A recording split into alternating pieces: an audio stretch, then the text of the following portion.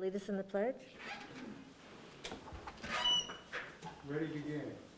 I pledge allegiance to the flag of the United States of America and to the republic for which it stands, one nation, under God, indivisible, with liberty and justice for all. We welcome those who are here for purposes of addressing the board at the proper time and in the order of their request. If you wish to speak during the meeting, please fill out a form indicating your name and the agenda item you wish to address. You may also make a request to give testimony on an item not listed for discussion today. However, full discussion on any items not listed on the agenda will have to be delayed until such a time as the item can be publicly posted in advance as a regular agenda item. If you wish to ask questions, please address them to the chair and not to individual members of the board or to the staff. The board has been meeting in closed session regarding matters listed on today's closed session agenda and wishes to report that in closed session today, the board voted to approve a settlement agreement and mutual release in case number 20STC V01637 with a building contractor. The agreement provides for certain payments, a mutual release, and reservation of rights. The vote was 5-0 with all members present and participating in the vote to approve.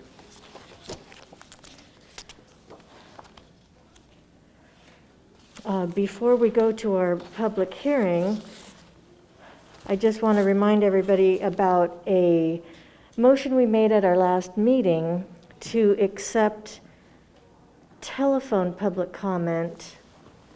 And so, Dr. Baker, would you like to address that for us? Sure. Thank you, Madam President.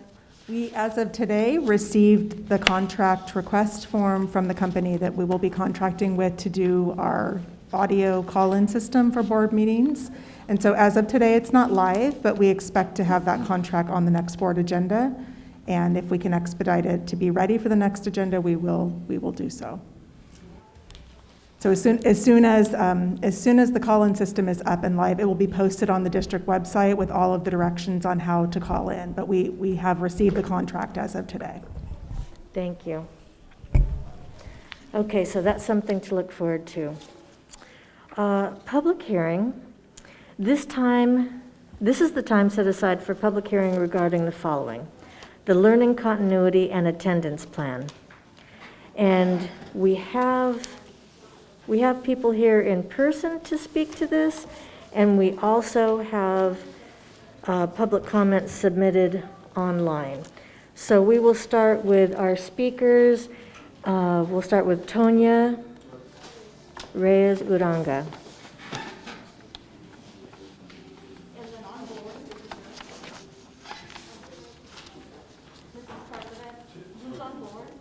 On board is Jerlene Tatum. Oh, Jerlene Tatum.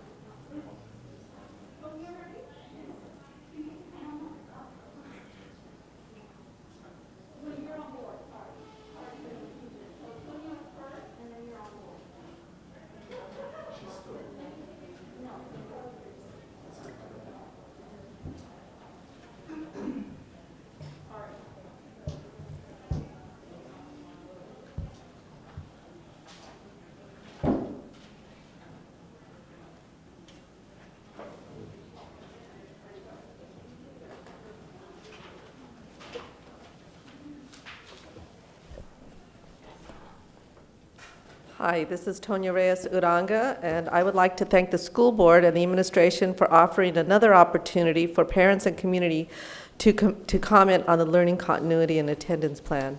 This will allow us to take another look at the progress made and the ideas that were incorporated since the last hearing 2 weeks ago.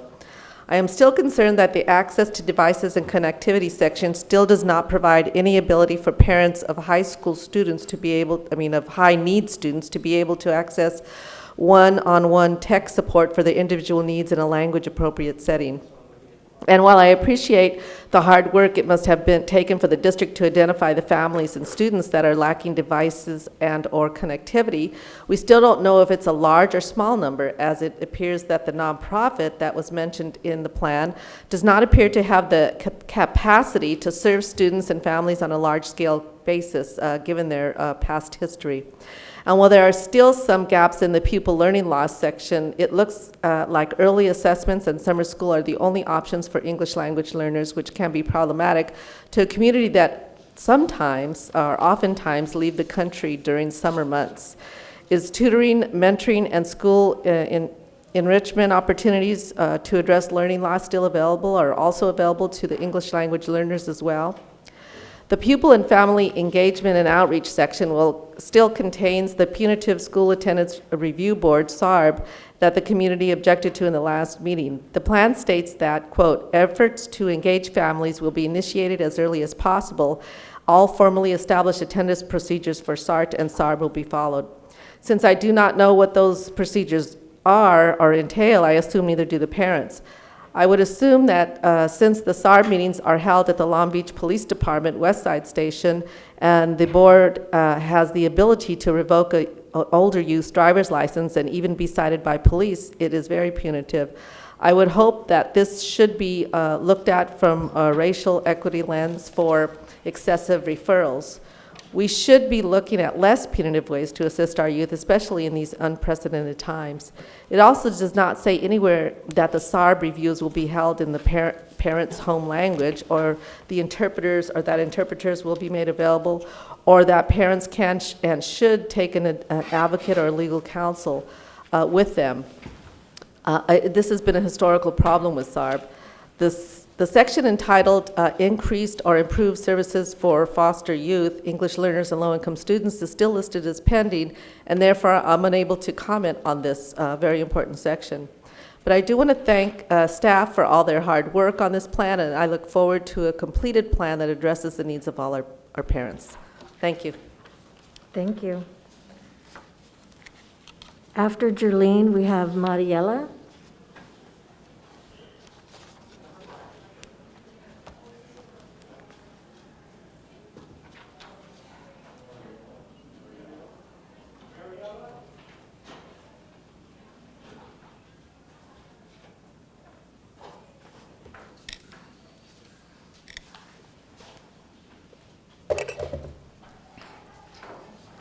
Good evening. My name is Jerlene Tatum. I am an LBUSD parent. I'm speaking on agenda item number 15, public hearing for the LCAP. I want to begin by saying this has been a very trying couple weeks, yet I want to say thank you to the teachers that are out there doing the best that they can, and I specifically, as challenging as this has been, to hear my first graders teacher sing to her class, it has been inspiring. Yet, I want to say in regard to the LCAP, it is encouraging that the district has laid out a timeline for stakeholder engagement efforts throughout November, which includes the forum, sessions with parents, committees, student-led town halls. However, it's very concerning that the forums are limited to 100 people. As you probably have noticed by now, there's a lot of us that have something to say. Also, there's no targeted outreach for Black and brown parents in this limited number of spaces. Although there are those of us in the community that are reaching out to our Black and brown communities, making sure that they sign up. A concrete way to commit to an ongoing stakeholder engagement is to create a structure of multi-stakeholders. to create something that is independent of the Superintendent's Advisory Committee. One that would take a focus, laser focus, to include Black parents, low-income families, families of color, parents of English learners, and other families that lack equitable access to the decision-making process. Our voices are still not being heard. Parent engagement is one of the most important things in all of this, because without us, none of you would be here. Without our children, not a single person in this room would be here. Had parent engagement been on the forefront of all of this, there wouldn't be bi-weekly protests of parents that have different needs that they want met and different desires. Had parent engagement been on the forefront. So please, while you have an opportunity, please make sure that parents and our voices are at the forefront of every decision moving forward. Thank you. Thank you. After Mariela, Christine, I can't read the last name.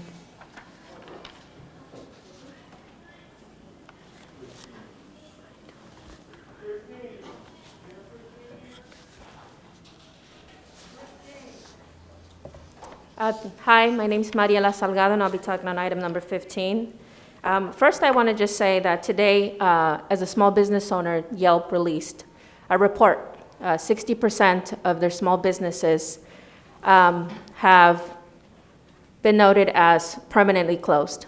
Small business is the economic engine. And the reason why I say that is because so much of our city is suffering in insecurity of sorts in their economic well-being. And I think one thing that is stable to most of our kids, the 77,000 students, is our schooling.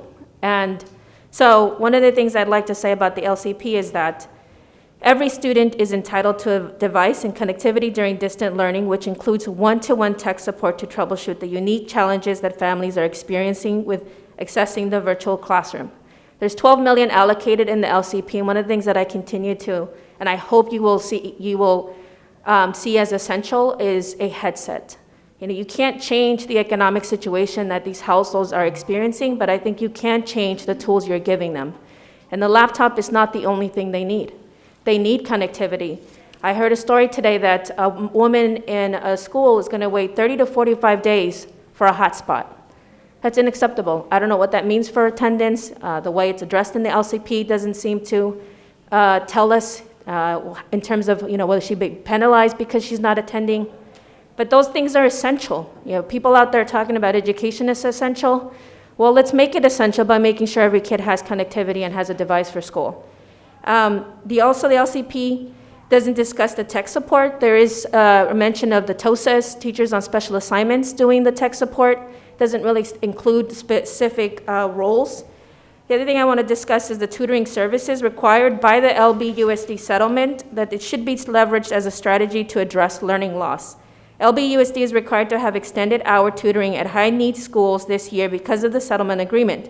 However, the LCP does not identify tutoring as the learning loss strategy for these schools or describes how families and students can access these required services. The availability of tutoring and extended school learning for English learners, foster youth, students experiencing homelessness, and students with IEP is crucial, but there's another high-need student outside of these subgroups that require and are entitled to additional support, like Black students and low-income students.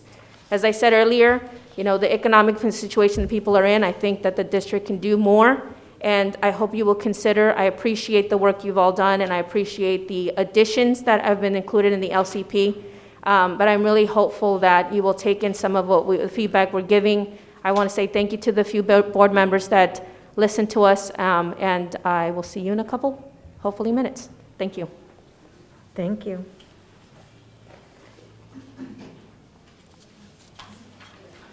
After Christine, we have Luciana.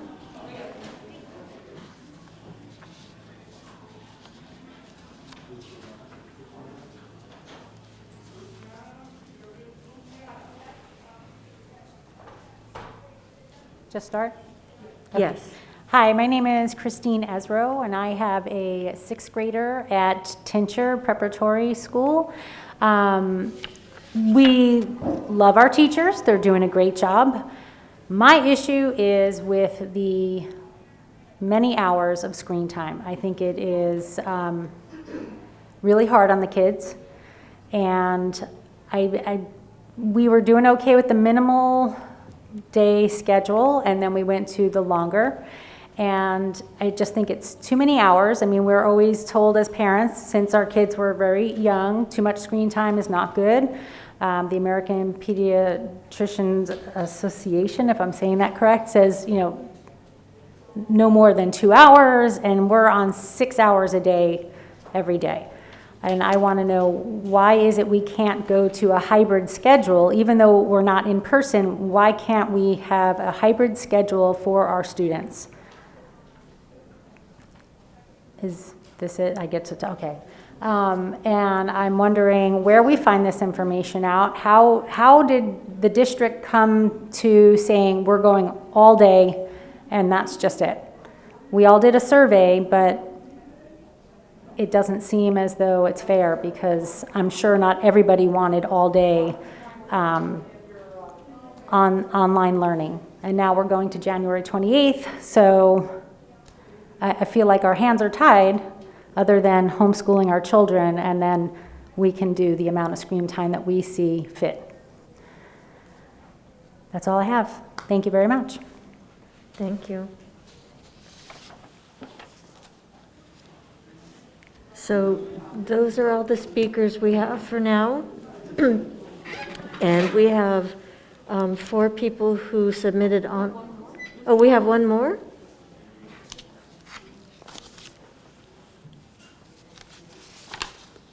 Oh, I'm sorry, Luciana. I'm just going to speak from my heart. I have 2 girls, 6th grader and 1st grader. And it's been so hard, the hardest thing ever I can do, because I'm from Brazil. And my 6th grader didn't want to go to the end today because such a long day, until 9 to 3 online. And my 1st grader started crying. I can do nothing, so have a break and come back. And the teacher got to pay attention to 32 students. And the students talk at the same time, so it's hard to the teacher. It's been hard for everybody. So I don't know, I wish you guys can help us to have an option to go hybrid, or at least 1 day a week, something, to help our kids go to school.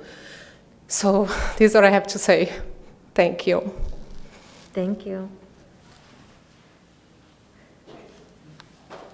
And now I think we're finished with the people in person, but we have public comment. I think 4 people have submitted public comment for the hearing. That is correct, yeah. Okay. Is this on? Yeah.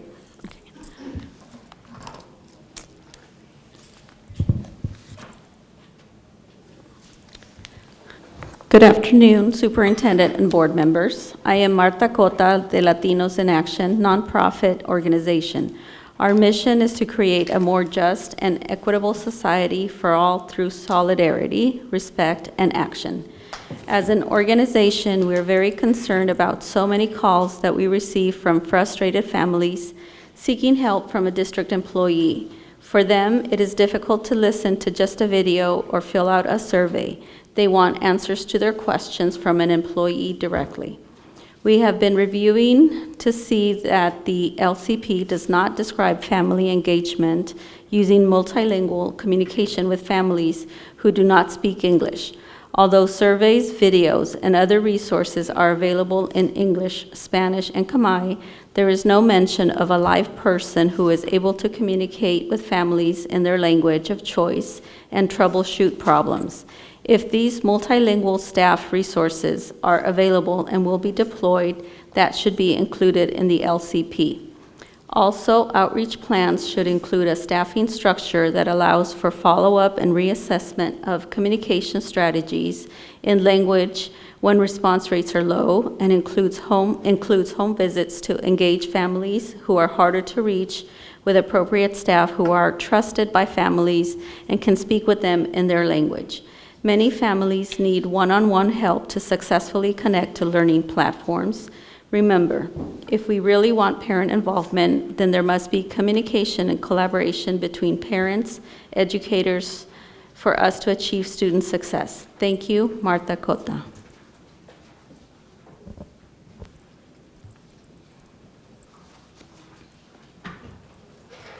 The next comment is from Nicole Ochi. Good evening. My name is Nicole Don Ochi, and I am a senior education attorney with Public Advocates, a civil rights nonprofit organization.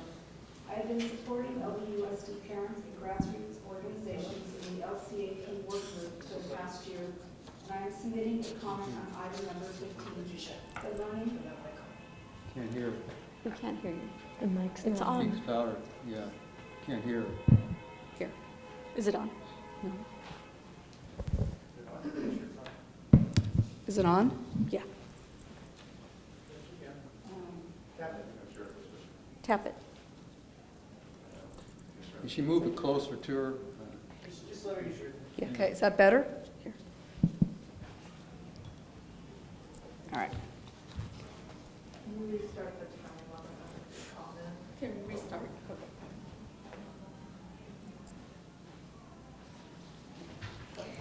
Okay, good evening. My name is Nicole Gon Ochi, and I'm a senior education attorney with Public Advocates, a civil rights nonprofit organization. I have been supporting LBUSD parents and grassroots organizations in the LCAP work group for the past year, and I am submitting a comment on item number 15, the Learning Continuity Plan public hearing. As an initial matter, I would like to appreciate LBUSD staff for providing much more detail in its most recent draft of the LCP and for responding to some of the concerns outlined in the letter that our group sent on September 2nd. I would like to share some remaining concerns about the LCP related to student and parent engagement. First, the LCP still identifies SARB as a Tier 3 intervention when students miss multiple days of class. Although LBUSD states that it has a model SARB that is focused on removing barriers, the reality is that the LBUSD SARB meets during non-COVID times at a Long Beach Police Department station, has the ability to transfer a student to an alternative school or program, and connect students and families with probation, police, and children's services.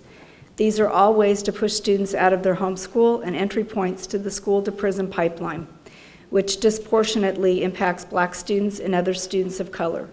These strategies are never appropriate and particularly troubling during a global pandemic. Therefore, you should remove SARB as part of the Tier 3 re-engagement strategies and only rely on the positive and restorative approaches to address chronic absence that you mention in other parts of the LCP. Second, the prioritization of social emotional learning is noticeable and laudable.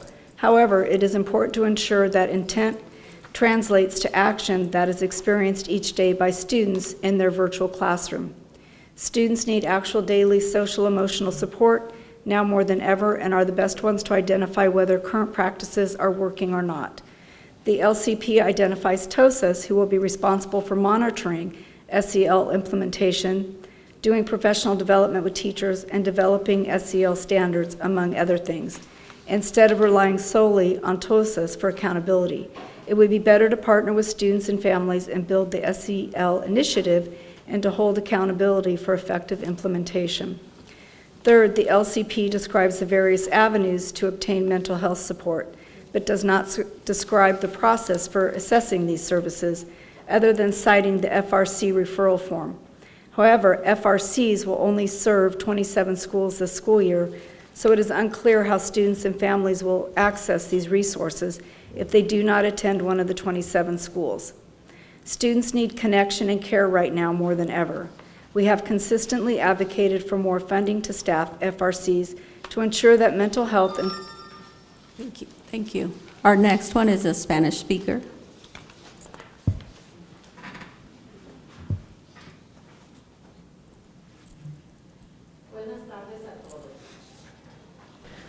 Mi nombre es Jesús Guerrero, miembro de Latinos in Action y padre de 2 estudiantes. Mi comentario es para asunto número 15.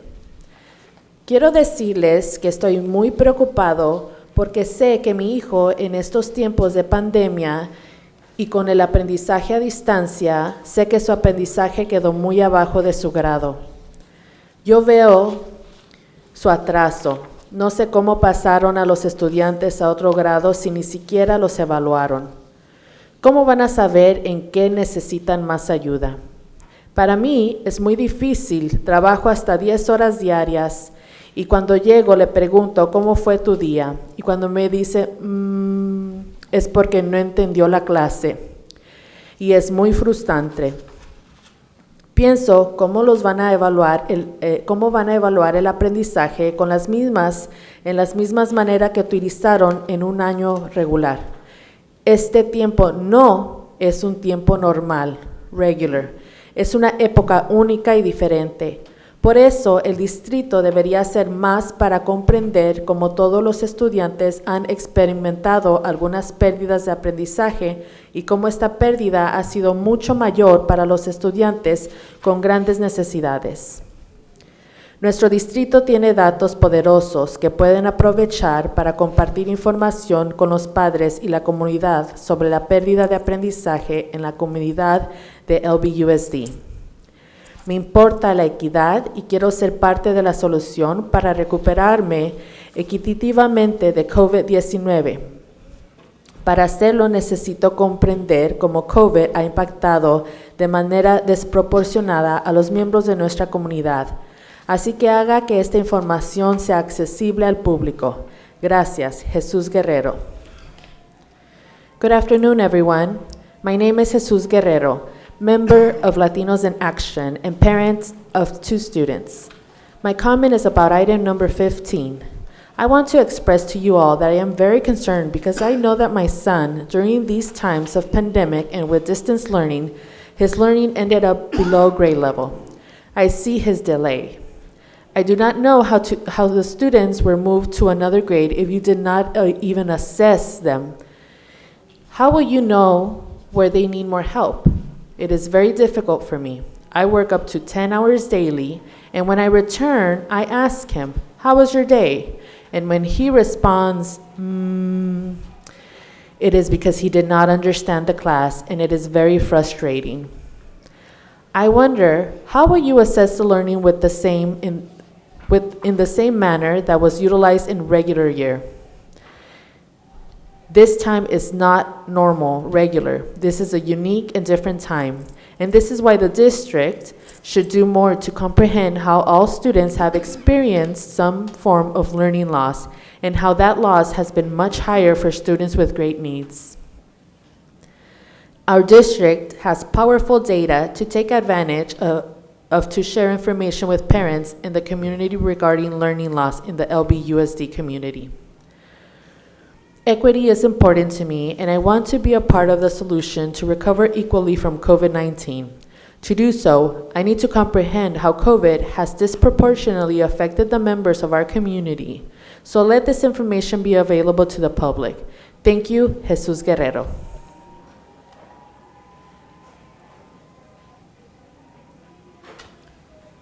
Good evening, LBUSD, school board members, and executive staff. My name is Angelica Salazar from the Children's Defense Fund, California. This comment corresponds to agenda item number 15. Thank you for all your work in the updated Learning Continuity and Attendance Plan, or LCP. It is clear that a lot of information was added in very thoughtful ways. We are especially thankful for the provision of cost by line item. This is a crucial improvement because it increases transparency. I urge you to make the following amendments in the final LCP based on a set of recommendations drafted with parents. Number 1, ensure every student have access to a device and to connectivity during distance learning, which includes one-to-one tech support to troubleshoot the unique challenges that families are experiencing with accessing the virtual classroom. We see a commitment in the LCP to providing technology. And page 31 of the LCP contains an explanation of where to go for tech support. For example, the tech TOSAs are supposed to support students to access Canvas and Zoom. Parent University is supposed to help with logging into a Chromebook. and the Technology and Information Services branch is responsible for connecting a Chromebook to the internet and accessing Wi-Fi using a hotspot. This is a lot for parents to navigate. Families need a one-stop shop where they can go for help with all these issues efficiently and effectively. Streamlined, systematic, and personalized tech support is possible with a well-staffed tech hotline or tech captains at each school. Number 2, pupil participation should be measured flexibly when parents deem the amount of screen time is ineffective for a student and that alternate arrangements be made to satisfy participation requirements. We are encouraged by the addition of the guided independent study option for elementary school students, which increases flexibility. LBUSD participation requirements are still very confusing and should be explained more clearly in the LCP. The LCP describes an absence as missing a full day of synchronous distance learning instruction and failure to complete asynchronous assignments, but then states that participation is also measured by completion of assignments, assessments, and contact between school staff and students or parents. Re-engagement strategies are triggered by missed interactions, and it is not clear whether that is an absence or a non-participation in any part of distance learning on any given day. Clear and district-wide expectations should be stated in the LCP about what counts as attendance and what the consequences are for absences. And that is it. Okay, thank you. Next, I'd like to introduce Robert Tagorda, our Equity Access College and Career Readiness Director, and he's here to give us a brief update on the Learning Continuity and Attendance Plan, a revised draft including updates made in collaboration with community partners. Or that does not look like Robert. Hi, good evening. I'm not Robert Tagorda, but thank you so much for the opportunity. I just wanted to spend a moment in introduction of Robert Tagorda and the effort that he has made in a plan that has been substantially enhanced since our last meeting and since the amount of feedback that we received both in our engagement process and since our last meeting. And so what you have in front of you and what you will hear shortly from Mr. Tagorda reflects our efforts to really take in the input that we are hearing. Just a few things in comment before Mr. Tagorda takes it away, and in the spirit of engagement, I wanted to just correct a couple of statements that have been made during the public comment that are not accurate so that we can go forward with accurate information together.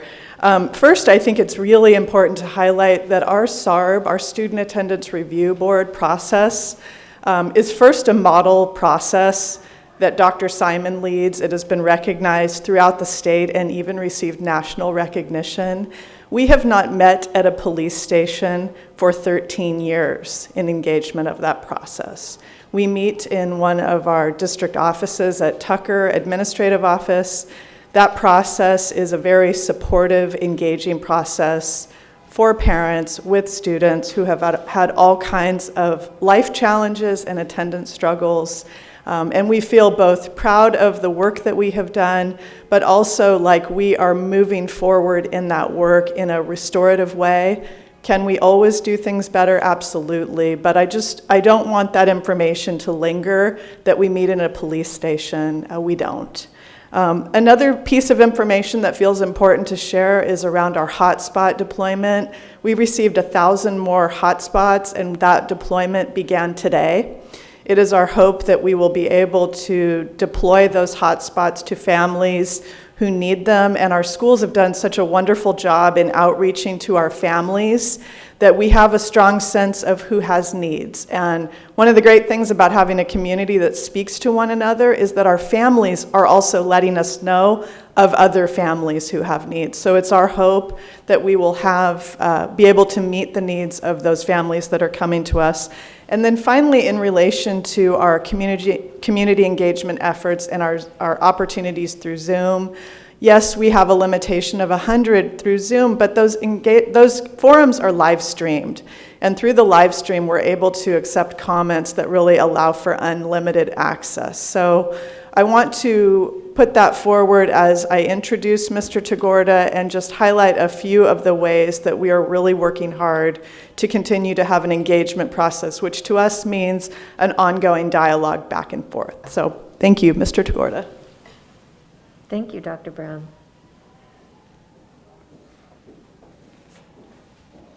Thank you, Dr. Brown. Madam President, members of the board, members of the community, I want to thank all the stakeholders again for the really thoughtful comments. We've taken all of their feedback to heart, not only from the last public hearing, but throughout the past 6-7 months as we've worked toward the start of the school year and also in developing this particular plan. So what you see on lbschools.net, where it's posted, is a compilation of all of these comments, all of the key ideas from the plan that's been presented to us through time. And as Dr. Brown mentioned, the plan's length is now more than doubled since the last time we met, and it's to provide details that the community has requested. So we're very grateful for the opportunity to continue to engage in this dialogue with them. I'm going to go over where some of the key changes and revisions have been made in response to stakeholder feedback from the public hearing, as well as from our community forums, from our committee meetings, and various other stakeholder engagement efforts. And I'm going to use this particular table of contents, which reflects the learning continuity and attendance plan section by section, all of the main components of it. And it's actually broken down into 3 sections: the stakeholder engagement piece, learning loss, and social emotional learning, which, based on the comments again today presented before this presentation, continue to be, and rightfully so, a concern for many of our community members, parents, and students. So the first part is going to be changes reflected in the general information and stakeholder engagement portions. And here we can break them down into 3 main ideas. First, we detailed our stakeholder engagement efforts and feedback. The feedback includes not just the general themes, but also the key takeaways from surveys that we had done and had been presented to the board, specifically in July and in August. It also includes public comments that we've received in writing from members of the community, as well as the letter written by the LCAP work group, who have also stated some comments publicly this afternoon. Those are reflected in pages 3 through 12 of this plan. We also summarized how the stakeholder feedback has influenced the plan. That's a requirement of the LCAP 2, but it's also something that we felt was really valuable because we wanted to make sure that it was clear to our public exactly where we were making adjustments in response to the needs that they've expressed. And then third, incorporating student engagement into the district's broader efforts on equity. So you might remember in our last meeting, Dr. Brown had a presentation on student engagement and the importance of it as part of our equity work in the district. And a suggestion was made by the board to ensure that it was incorporated into the plan. So we made sure that we built that effort into this plan. And I think it's very important to state that this plan has a particular deadline that we have to meet, which is at the end of the month. But the work is going to continue and be ongoing. And to the degree that there are still some ongoing concerns that stakeholders may have and continue to express to the district, we're going to continue to engage with members of the public so that we can continue on a cycle of continuous improvement. So it doesn't close the dialogue that we have with members of the public. In fact, it's going to continue to move forward and be enhanced by work that we're going to specifically do with students. So that's detailed in the plan as well. The second part of revisions concerns academic support, and specifically this area around learning loss. And you'll see those highlighted in sections on continuity of learning, pupil and family engagement and outreach, additional actions and increased or improved services for foster youth, English learners, and low-income students. Those are the required sections of the learning continuity plan, but of course we've gone even beyond that especially as it relates to increase or improve services for foster youth, English learners, and low-income students. We also talk about students experiencing homelessness, students who have had other struggles, migrant ed students, special education students, etc. In this portion of the plan, we detail district efforts to ensure access and connectivity. Dr. Brown mentioned the issue of hotspots. We also detail our efforts around Chromebooks and also paint a picture for the public as to the cross-departmental collaboration that enables us to support our parents. So that was one of the key feedbacks that was provided today, perhaps having a central location by which to direct technology-related issues. Naturally, the school is the most important player in all of this. And from the school, parents can be directed to the appropriate departments as necessary. It could be to Parent University if it's issues related to Chromebooks or clearing the cache of a browser. It could be directed to technical support, the help desk if it's related to a specific hardware issue or a Chromebook. It could be directed to a member of the Canvas learning management system if it's related to that piece of it. The idea being that while parents and members of the community have their schools to turn to, there is also a wider and broader support system that we are employing to ensure that all families are connected and have access. And even to go beyond that, that they are able to utilize these tools to the best of their ability to support the educational experiences of their children at home. Secondly, we describe in greater detail the assessments and other data that's to be used in measuring learning loss. This is an issue that's going to be a challenge throughout the state in terms of really understanding the dynamics of how students are perhaps struggling during this time of the pandemic. But what we've done in this section is detail the various ways that we hope to try to address this particular issue, tapping into research, best practices, and other areas to try to bring those to bear. And then lastly, we detail the multi-tiered re-engagement process and other supports for students and their families. Dr. Brown talked about the SARB part of it, which is a small component of a much larger re-engagement system that the district has devised to try to support families. It's intended to be supportive and not punitive. I think that's a really important comment to make, and we share that comment that's been presented to the district by various stakeholder groups. We want to make sure that there's live person contact, especially when students are disengaged or maybe missing from classes or from engaging with their teachers. We also wanted to make sure that we describe our protocols for home visits. So that part is included in this section of the plan. And I want to thank, again, all the various departments who have contributed to ensuring that we provided these details because they've done so much work to try to get this section to address the needs of our stakeholders. This is also the area where we discuss tutoring services and other supports that students may receive academically, including those that may relate to the Local Control and Accountability Plan Settlement Agreement. Now lastly, the area around social emotional learning. I'm very grateful to members of the community for acknowledging the tremendous amount of work that Dr. Simon and her team have been putting forward in this initiative. We detail what the district strategy is as of the moment for social emotional learning and their deployment throughout the entire school system, including day-to-day interactions between students and teachers.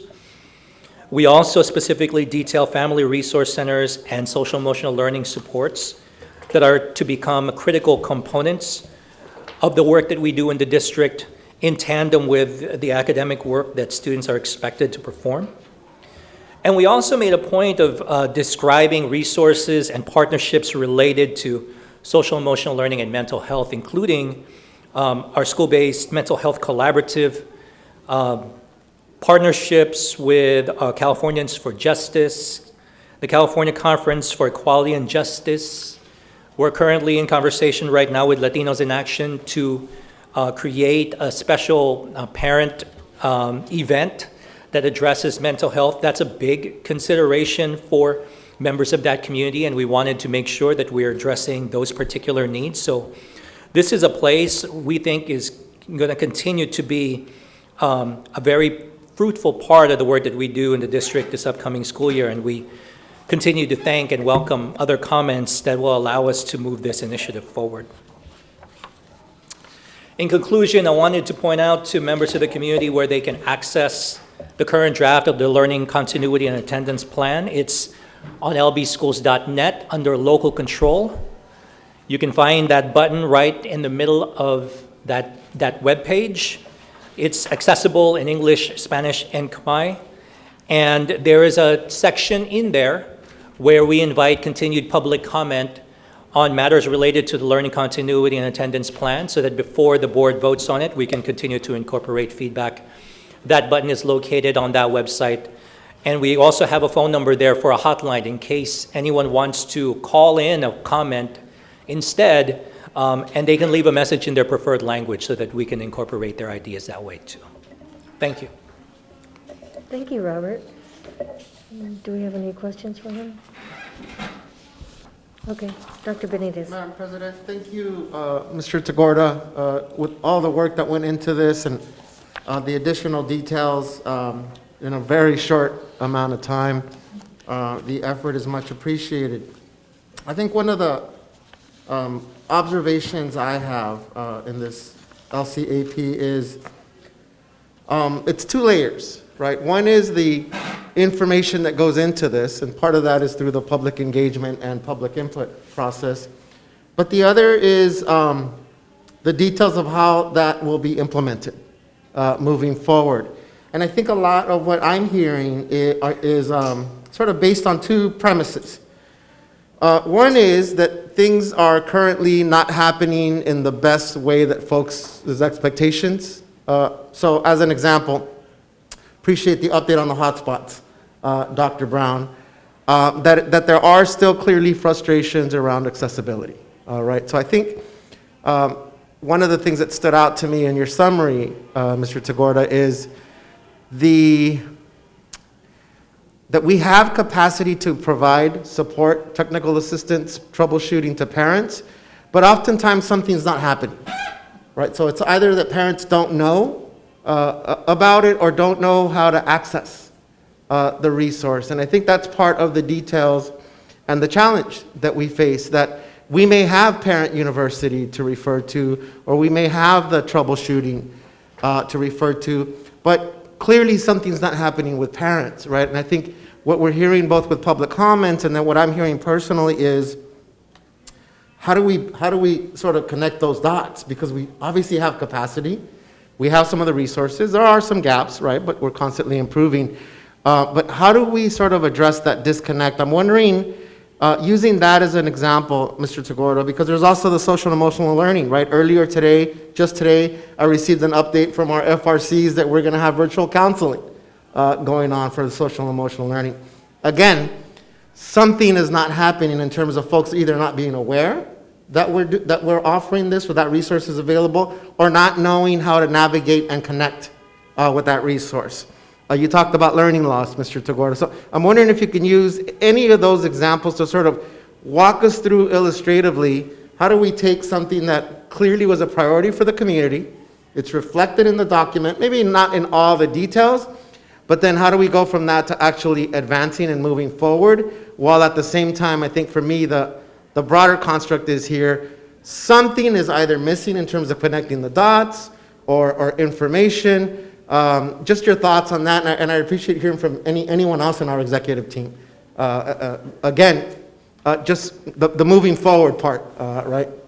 Yeah. I think what you've highlighted, Dr. Benitez, is a really critical one in terms of the gap between a plan and implementation. There is a gap that needs to be bridged there. As with any plan, we need to make sure that the execution of that plan is followed with fidelity to the plan or adjusted accordingly based on feedback. I think a couple of things. One is ensuring that those who are implementing the plan are fully aware of what the processes and procedures are, as well as what the concerns might be from stakeholders, either parents, in this particular case with tech support, so that we know and can address some of the specific and key issues.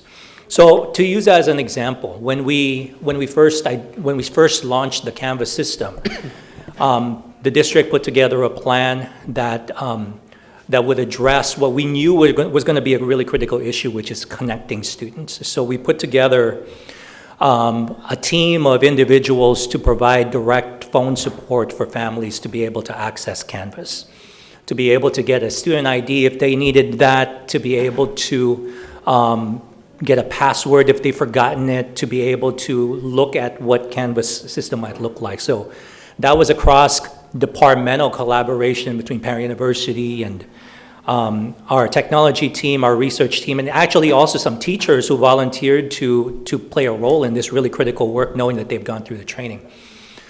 You know, in response to that, we received a lot of different questions that we hadn't even considered or surfaced, right? So that it could be one, for example, if it is a new student to the district, how are they supposed to access a system of this kind? So what we've done is we've created effectively frequently asked questions based on stakeholder feedback and sentiment to try to then incorporate that back into our plan. So in that particular case, we then created, with our TOSAs leading the way, a series of different references and guides and training materials for staff at schools to try to address those very specific issues for members of the community. And then two-pronged steps from there. One was communicating it with parents through lbschools.net and other means, so that they can help themselves if they're looking for those resources. But also then on the other end of it, deploying those materials to school sites so that they can help families in the event that families come to them. So that's one example of a way that we're doing it. Naturally, there are going to be multiple combinations and iterations of issues that will arise during implementation that we probably can't foresee at the moment. But this is where we invite members of the community to continue to give us feedback so we can ensure that we can incorporate it into our work. Thank you. And Dr. Baker, I know we're going to get to this in one of our other agenda items, but I think it's also important to keep redirecting folks to the school site, right? And I know we'll speak to it, but I'll plug it now and preview it in case anyone wants to sort of speak to that as well. I was going to add, Yeah. I was going to add that our community's best contact point is our schools, and our administrative teams, our counselors, our office support staff, all of the familiar people that our community knows are in our schools.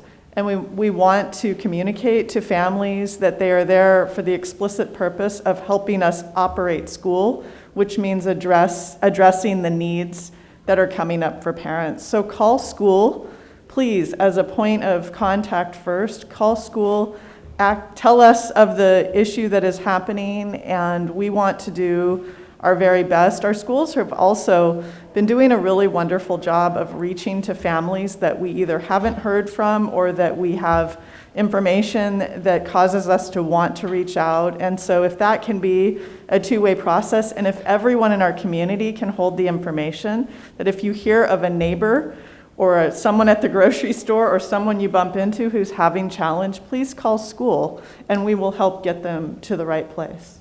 Do you want to add something?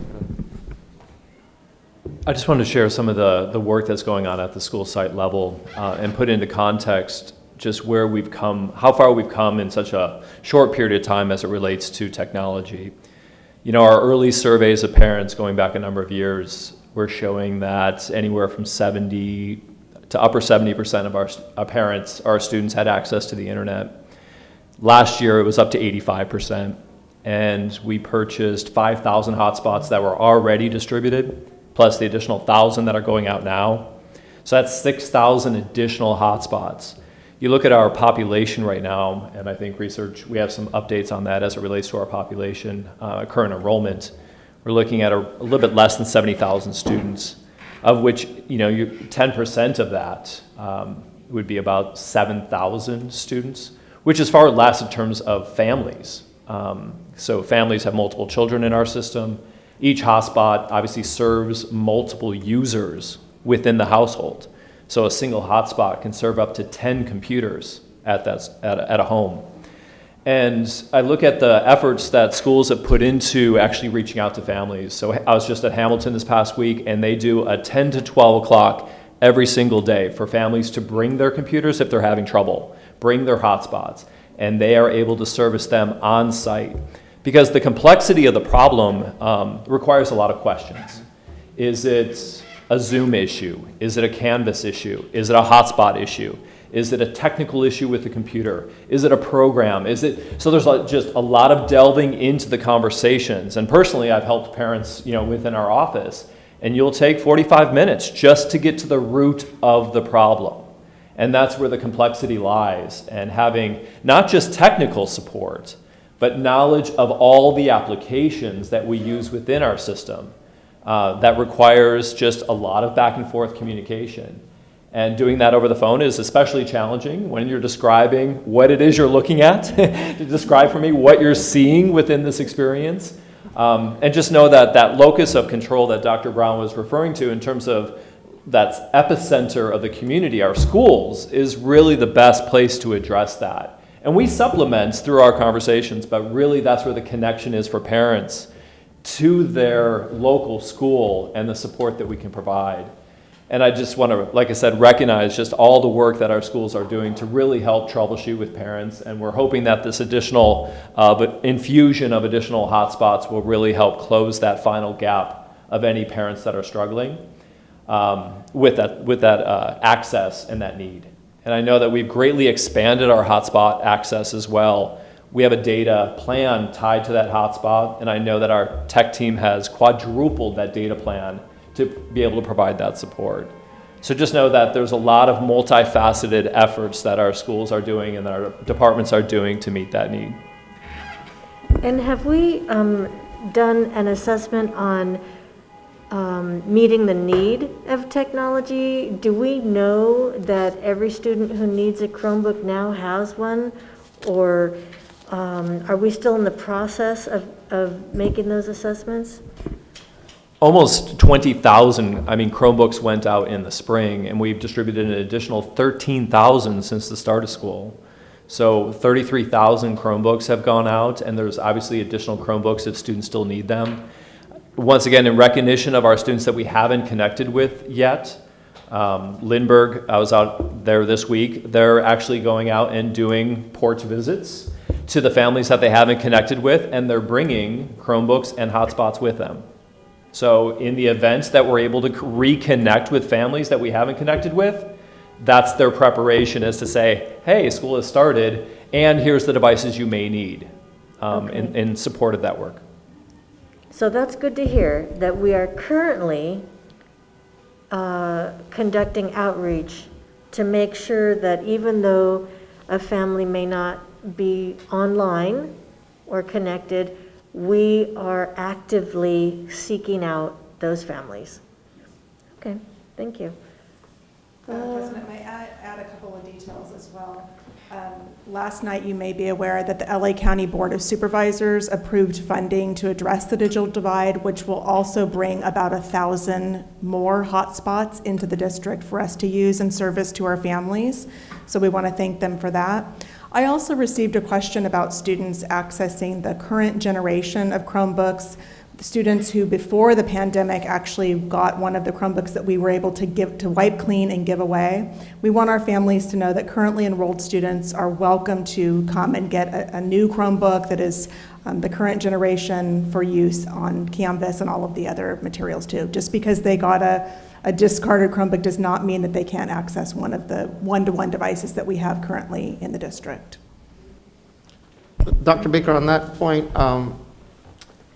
thank you, Dr. Lund, for sharing that. I think it's also important to remind parents that are experiencing frustration and students that may have had a second grader or a fourth grader or even a high school student break down, right, and start crying because of the frustration, right, with the technology, that that's not going to determine the rest of the educational success for that student, right? So in the heat of the moment, and I've been there this last 2 weeks, in those hours that you're trying to log on or trying to access something on Canvas, it may seem like your student's whole future is at stake, right? And certainly we want to operate with that urgency, but that things will get better, right? The glitches will get better.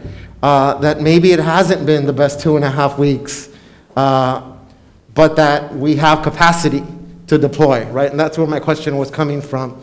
That the frustration, of course, these are just words coming out of Juan Benitez, but to be mindful that, if you didn't get a call back maybe at the school site, call again tomorrow, right? There could have been some extraordinary circumstance going on at the school. It could have been that everyone was worried because Dr. Lund was at the school and couldn't call anyone back that day. But that the technology is failing us, but that we're not going to fail our students. So just want to remind parents of that because, unfortunately, and we talked about this a little bit earlier, things that you could have checked in with another parent about at a school could have made you feel better, or they could have redirected you to someone, or they could have said, hey, here's what I did. It's challenging now to have those conversations with another parent or with a staff member, but that the school site is still where the rubber hits the road, right? So I just wanted to share that because obviously we're talking about having capacity here as a district to deploy and to be responsive, but parents are still unfortunately faced with today we could not log on, right? Or today Zoom wasn't working.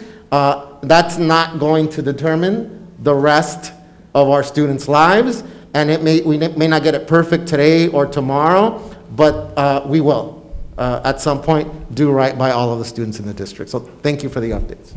In addition to that, Dr. Benitez, you're going to hear Dr. Simon talk about attendance and for parents to not worry about a single day when a student isn't logged on correctly. They're going to hear about the flexibility that they have in terms of how students gain attendance. So I think that will ease some of the worries as well. I want to acknowledge Robert Tagorda and the Equity Access College and Career Readiness team that includes Parent University and translators and a very active administrative and TOSA staff for their work. In addition, Lucy Salazar and Renee Arcus, community groups, Latinos in Action, Children's Defense Fund, public advocates, and all of the staff whose work is represented in that plan. So it's a tremendous effort to write the plan and to do all of the engagement. And to the point that was made, to implement the plan takes the entire district. And so those pages represent a lot of work in getting to today, and they represent a lot of work in the days ahead. I also want to let the community know that later in this board meeting, the board will be voting on an item to add a board meeting on September 28th for the sole reason of approving the learning continuity and attendance plan, because we made a decision to extend the public hearing to include more opportunity for feedback from the community, especially during a pandemic. So more to come, but our plan is, if the board approves it, that on September 28th, we will come back with final revisions for the Board of Education to vote on the final plan. Thank you. Thank you. Okay. Ms. Kerr, did you have a question, comment? No? Okay. Next, we have call for agenda items. I think because we have people who have been waiting, I'd like to move item number 21 right after item number 19, because we have people in person to speak and they've been waiting. So if everybody's okay with that? Sure. Okay, so I just need a motion to accept the agenda as corrected. Move, second. Discussion? So we'll have back-to-back public comments? Yes. Okay. Back to back. All in favor? Aye. Opposed? Abstentions? That passes unanimously. Approval of minutes. Move approval. Second. Discussion?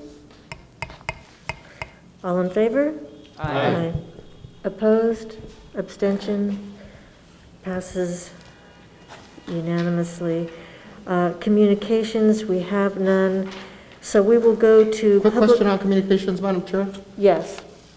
I so apologize if I missed this, but I was so keyed in on the public hearing.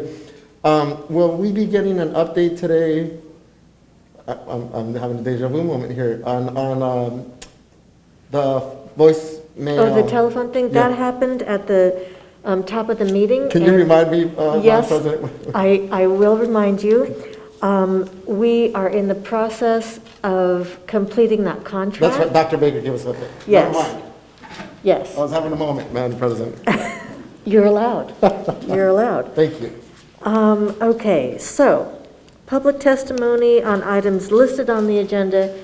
We have 5 people here in person. We will take them first, and then we have online comment to round out that half hour. The first person is Brenda Dernan, and after Brenda, we have Peter, and I can't read his writing.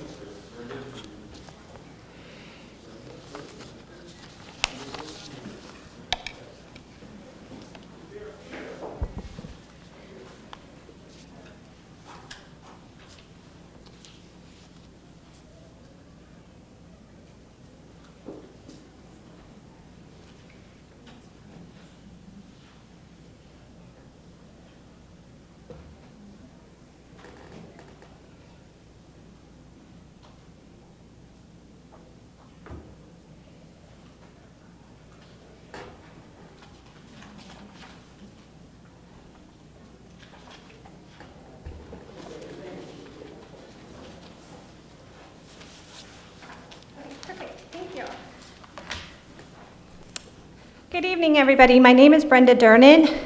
I am a Rogers Middle School and Wilson High School parent. I'm commenting on item agenda number 20, the school opening update. Being out there at that protest is completely out of my comfort zone. It's not something that I wanted to do, but it's something that I felt I needed to do. I don't like confrontation. I've been a PTA president for 5 years, and I've had to deal with quite a few uncomfortable moments. And in my 10 years of teaching, I had quite a few confrontations with parents. But if you truly know me, you know my biggest passion is the education of our youth, and I don't back down when it comes to advocating for them. Both of my children are really going to be okay during this distance learning. I'm actually truly very fortunate to be able to have the means to create learning pods, which I've done. I've hired tutors, I can get them counseling, and I've even had the thought to even move them to private school. But tonight, I'm not here about my kids. I'm here to advocate for all of those kids that will not be okay. They are silently suffering in their homes with no one there to help.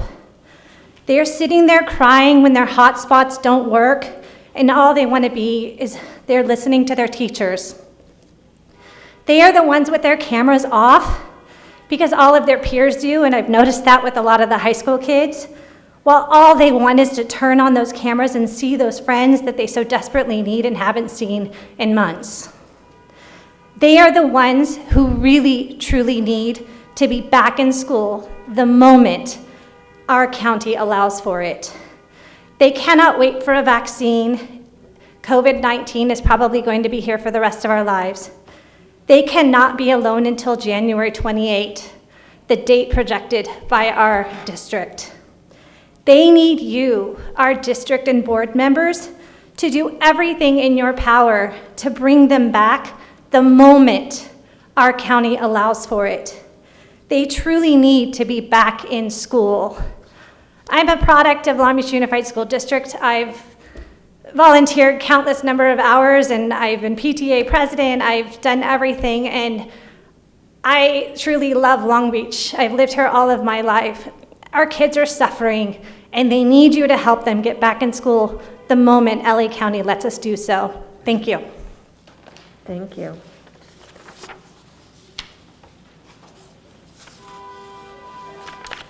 After Peter, we have Jocelyn. Jocelyn?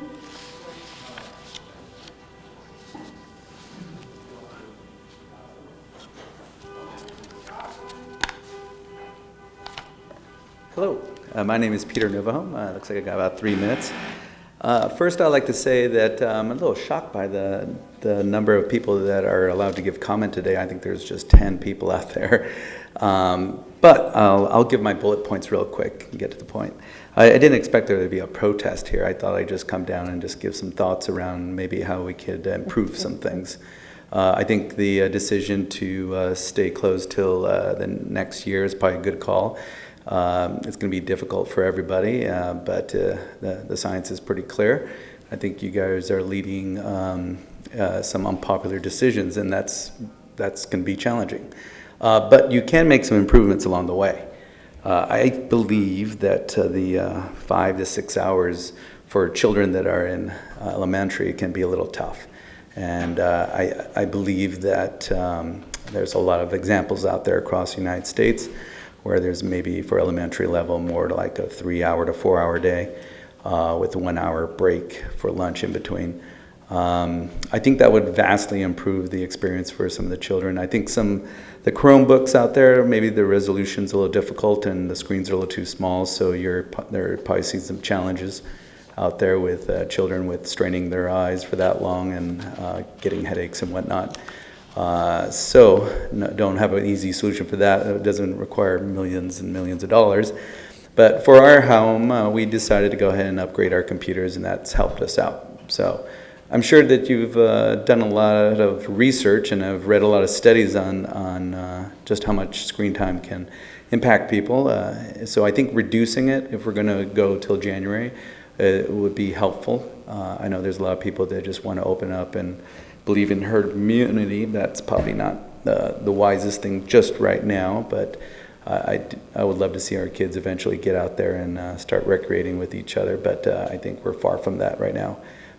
So once again, my wife also sent me with some bullet points, so I'll share those with her. I think she's also looking for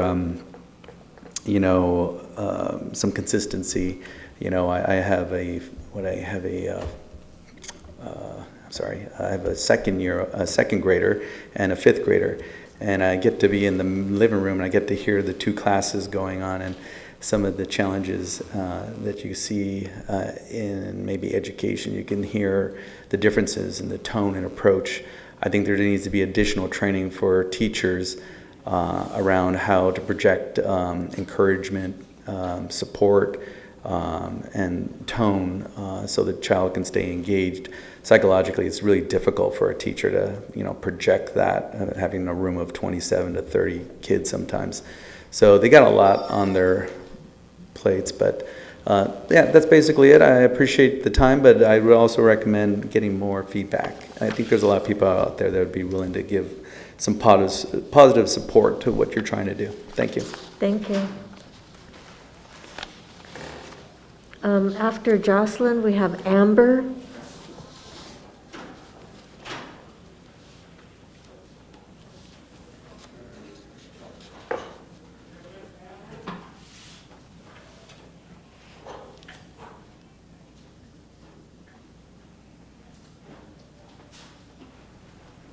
Hello, my name is Jocelyn, and I am a parent of a second grader at James Madison Elementary, and I'm here because of, like many other parents, we are concerned of the screen time.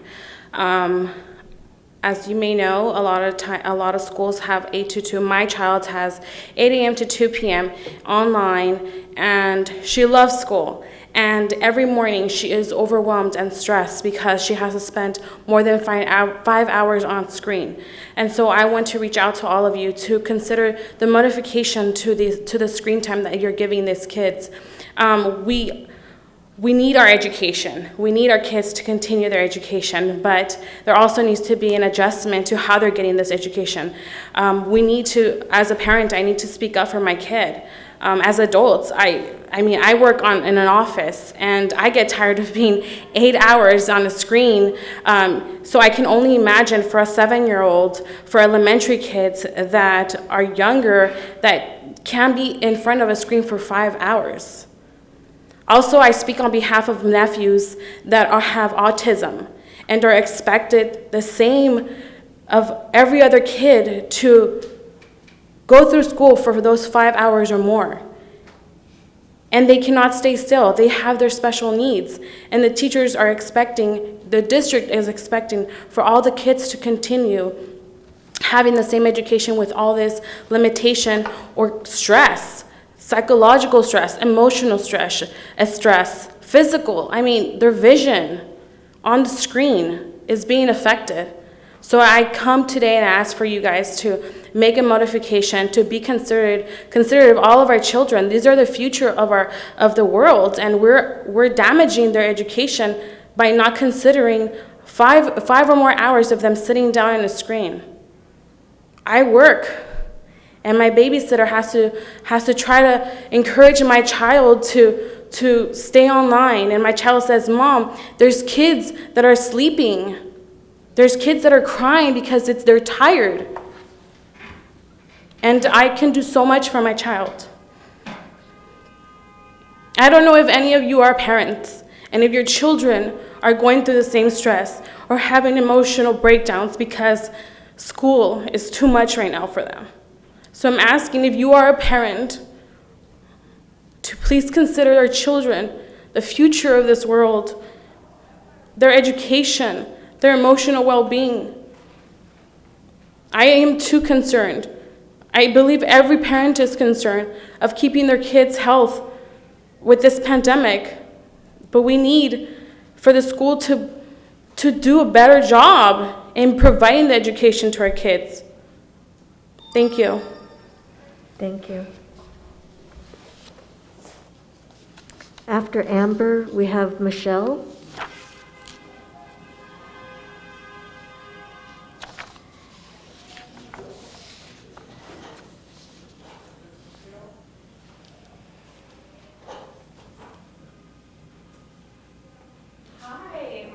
Amber Rice, and some of you guys are familiar faces to me, and I'm sure I'm a familiar face to you. I am a product of Long Beach Unified School District, and my daughter is a current freshman at Millikan High School, and so we have grown up in this system and appreciate it and appreciate you guys. There are some things that I'm here to address tonight involved with the returning of the school at what I feel was a very premature message that was sent out to the district by the district about returning in late January and making those decisions now. I do want to remind you that board members are voted in to represent the parents. When we were at our freshman orientation for my daughter who is at Millikan, we were reminded by district personnel that 80% of parents at Millikan High School want their kids back at school, whether it is a hybrid mode or even a full-time mode. They want to be back, they want their socialization, and they want to go back to school. So who's actually opposing the returning? Are they parents, staff, outside influences? Have we even researched this and know this? There's many issues that we know that have affected the online learning and the Zoom learning and all these systems. The mental health issues that are increasing exponentially and the risk of them harm, suicide, depression, anxiety, are just to name a few, are likely greater than the risk of the sensibility of returning to school.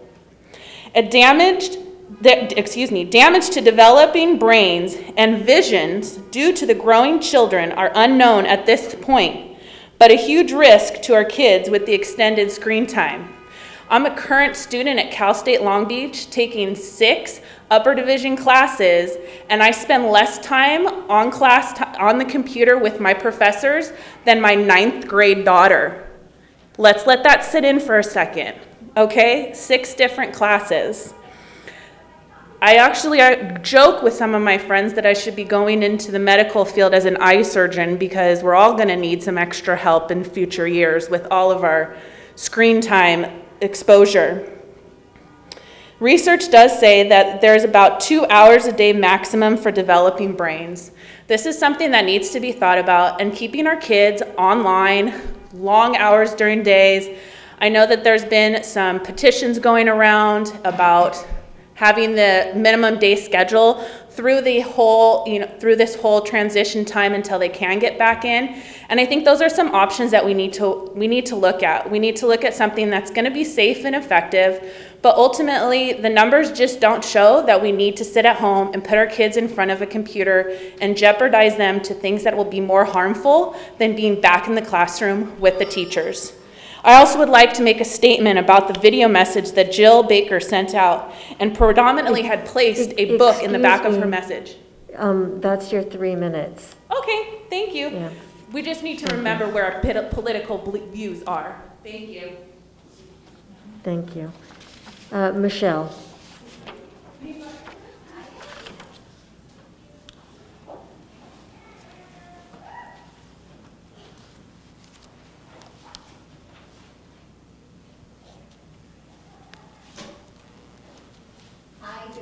My name is Michelle Stonis. I'm a Long Beach resident in District 4. I'm also a college professor, previously taught at Cal State Long Beach for a decade. I'm currently at Glendale Community College teaching online on Canvas. I'm a parent of 3 children who attend Tincher, an 8th grader, a 6th grader, and a 1st grader. Wait, I messed up. I'm a parent of 1 child now that attends Tincher. I just pulled 2 of my children out this week from the Long Beach School District, and they're having a terrible time online, being on Zoom for 6 to 7 hours a day. I'm here to speak on behalf of my children and the nearly 20,000 people who signed the Change.org petition shared only 5 days ago about our district's damaging Zoom policies. If you're in this room, you're here because you care about students and you care about public education. I'm thankful that the district chose to make meals free to all district students and implemented social emotional learning into classes. I know that the survey that went out to district parents returned information that shows that parents are nearly split on the idea of going back to school and going online for the entire day. I was actually one of the parents that said increased screen time was desired, but I didn't know I was signing up for an entire online education for an entire online 5-day-a-week school schedule. When I ask parents and kids in our district how the children are doing, I've heard that they're irritable, lethargic, have headaches, falling asleep during class, after class, frustrated, lonely, and as my daughter said, who's a 4.0 student and a national scholar, I hate school. When I asked both the superintendent's office and the principal of Tincher why this schedule was chosen, I was told it was to meet the 5-hour-day requirement of Ed Code. You know who's not online from 9 to 3? Children in Riverside School District, Fullerton School District, Placentia Yorba Linda School District, Riverside School District, Santa Clarita School District, and Tustin School District. And those are just the ones I know personally. Are they in compliance with California Ed Code? Yes, they are. And you and I know Ed Code requires 5 hours of instruction, not 5 hours of Zoom time. Many districts are doing 2 to 3.5 hours of live Zoom instruction, anywhere from twice a week to daily, followed by asynchronous work while the teacher is available by Zoom. When you ran for office, many of you listed that you'd partner with parents to support children in school. I'm speaking on behalf of those who want less synchronous screen time. I know you're stuck between trying to please 2 polar opposite sides, but what about meeting in the middle? The district could have adopted a differentiated instruction plan where working parents or those who want their kids online for the full school day could choose that, while other children logged in for only the morning session while they completed asynchronous work. When only one side wins, a lot of our kids lose. The current online schedule that our district has implemented is damaging to school children and their learning. Parents are asking for it, but that doesn't make it less harmful. I encourage you to read Online Learning is an Oxymoron by Nicholas Kristof, a 2-time Pulitzer Prize winner, and also the American Academy of Pediatrics also recommended that kids be back in school. I'll close with this. When I told my daughter, my youngest one, you're going to be homeschooled, she immediately said, do I have to go on Zoom? And I said no, and she said, thank you so much, Mommy. So if you can't listen to me, listen to the kids and try and think about a way to pivot. Thank you. Thank you. Okay, now we have online submissions. Okay, we have done 14 minutes and 30 seconds, so we have roughly 15 more minutes of comments, okay? Dear LBUSD, Management, and Board of Education, these are usually long meetings, so I'll get to the point. Kindergartners are not able to concentrate learning on laptops. Watching this makes me very upset and is a clear failure to our youngest children. The answer is not to further reduce Zoom instruction time. They need all the catching up they can get at this point.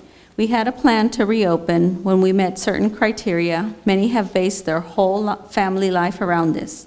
Nothing drastic has changed. There has been no virus spike, just the opposite. We budgeted for 1 to 2 months of childcare at over $1,000 a month per child. We promised our kids if we all pitch in and wear masks, they would be able to go back to school with the teachers and friends they love. Last week, you crushed hundreds of families with a blanket announcement that nobody can go back to school until February. This is not following the science.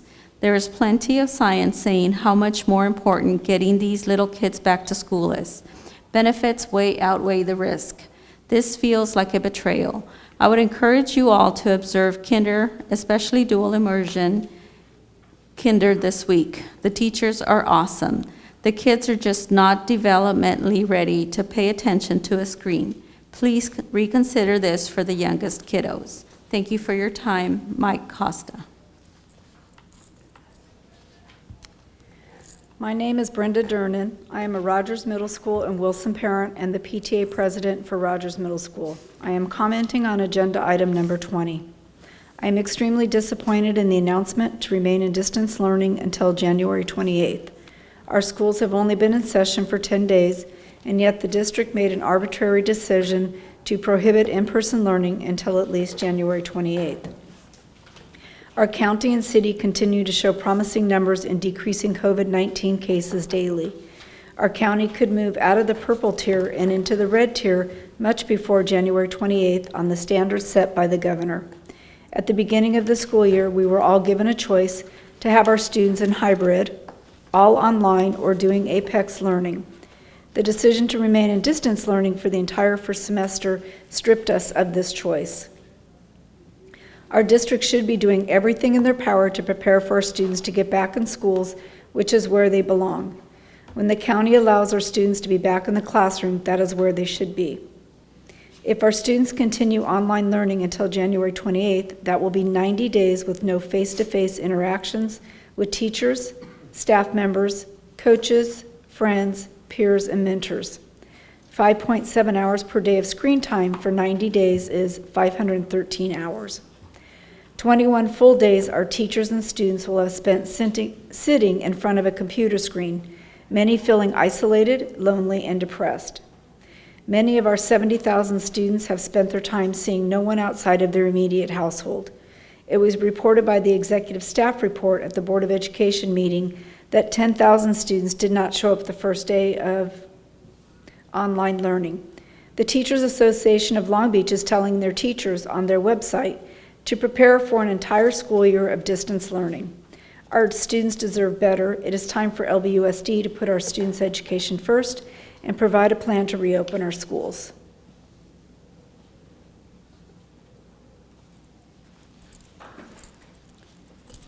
My name is True Jones, and during the July 20th meeting, myself, along with Kate Brown, Nicole Weaver, and Anaya Lewis, presented to you the Diversifier Narrative DON campaign. I am back today with Anaya, Amanda, Nicole Weaver, to expand on the campaign's purpose, uniqueness, relations to the equity policy, and to most importantly, guarantee that our demands are met. Over 500 students from all over the district have signed the petition to ensure that cultural diversity isn't instilled in our curriculum. With the news of the district ruling in favor of the equity policy, many of us felt our job was done. However, after reviewing the plans for the equity policy, we believe it still lacks some of the demands that we are urging the school board to establish. The gist of DON is to encourage the school board to mandate that a minimum of one book in every English literature and history class be written by a person of color and about a person or people of color's experience. But there is so much more to our campaign that we urge you to incorporate. We are no longer asking, we are demanding change. We were highly encouraged to hear that the equity policy would provide our district with more diverse teachers and curriculum. For those are the basis of the change we want to happen.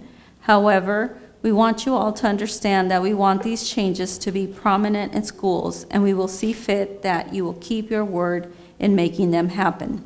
As more students realize how beneficial it would be for us to learn from other perspectives, for us to understand the historical struggle of our fellow classmates, and for us to know about our own diverse cultural backgrounds, the DON campaign will continue to expand all over the nation, and we hope this district will play a part in the changes yet to come. Thank you.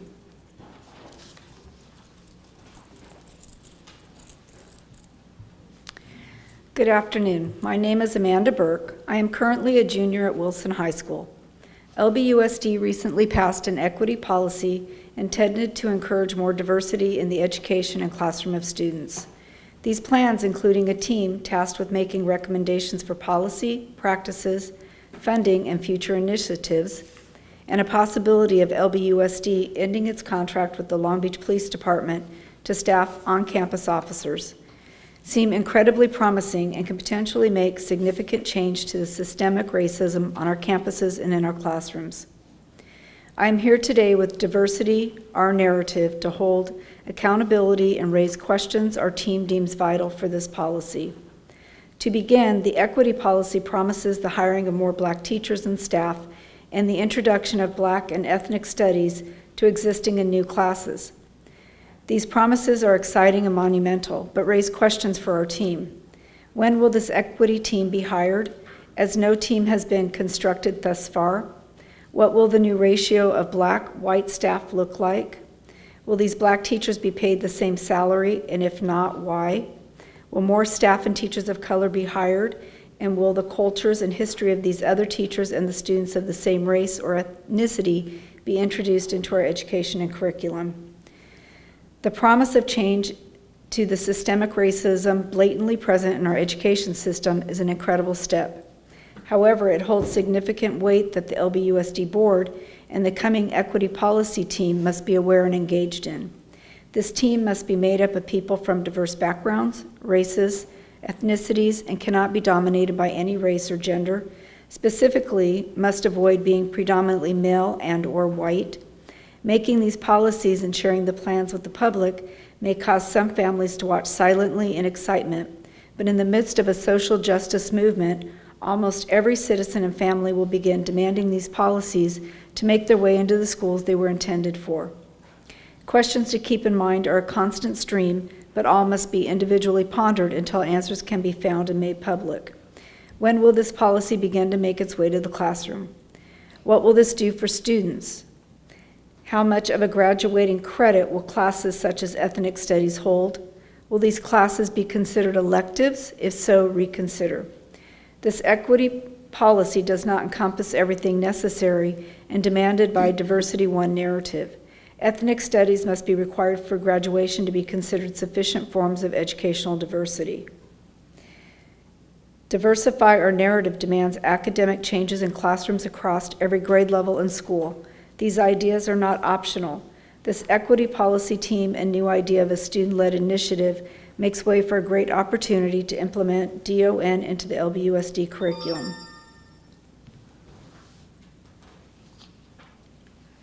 Good evening. My name is Nicole Weaver, and I am currently a senior at Millikan High School. I am speaking again today with the Diversify Our Narrative campaign, in which we are once again demanding that at least one book in every English or literature class be written by a person of color and about their experiences. We are not asking you to incorporate these books into our learning. We are demanding that you incorporate them. It has been close to 2 months since the last meeting, and I and my fellow Diversify Our Narrative DON LBUSD teammates presented at.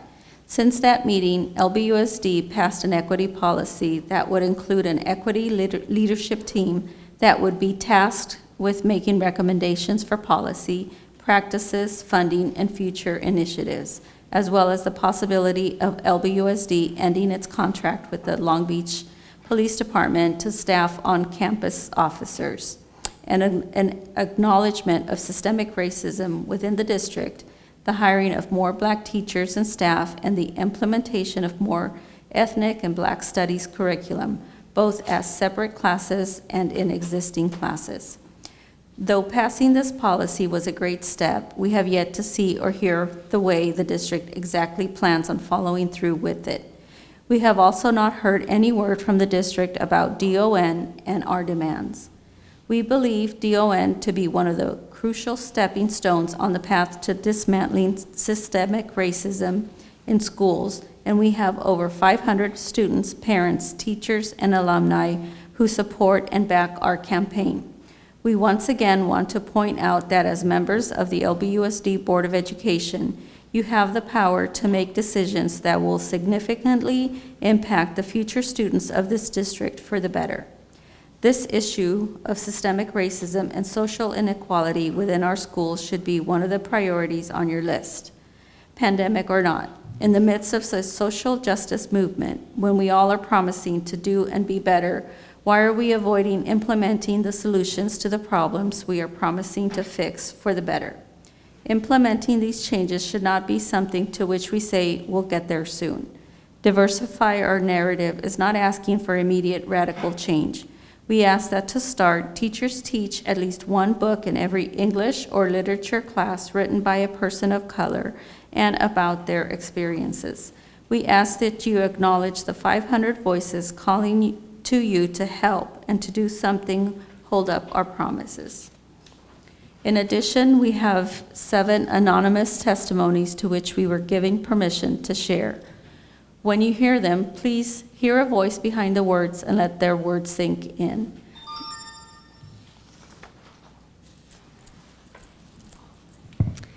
Next comment is from Monet Villazzo.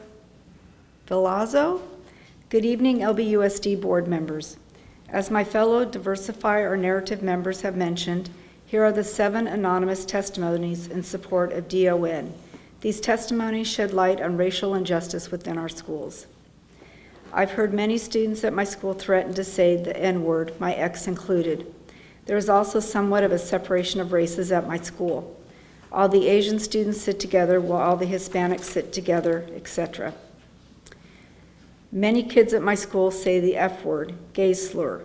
They make fun of transgender people and use gay and homo as insults.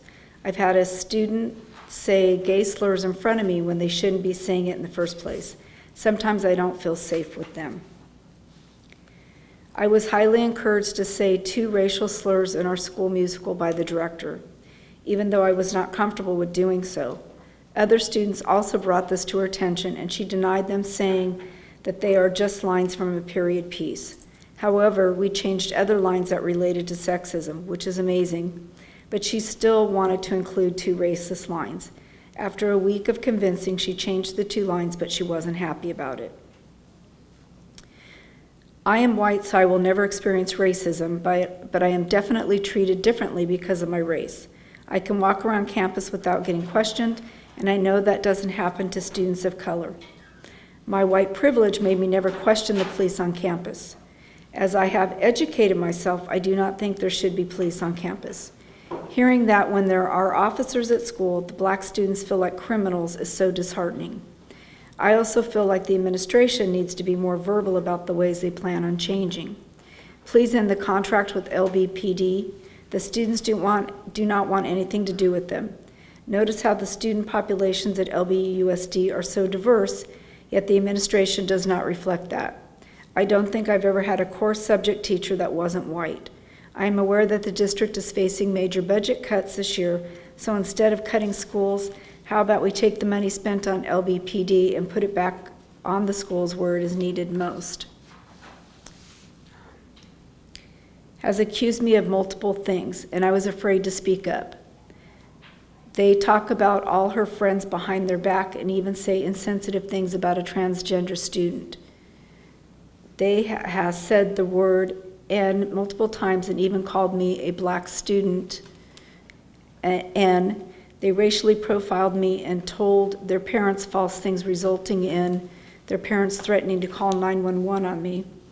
As of now, I have no idea what they're doing. They and another student talked about me on their social media, including my name.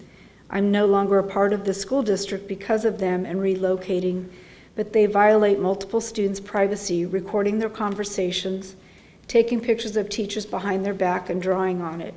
I just hope this stops before they harm anyone else. I wasn't believed when I spoke about this because of the lack of proof.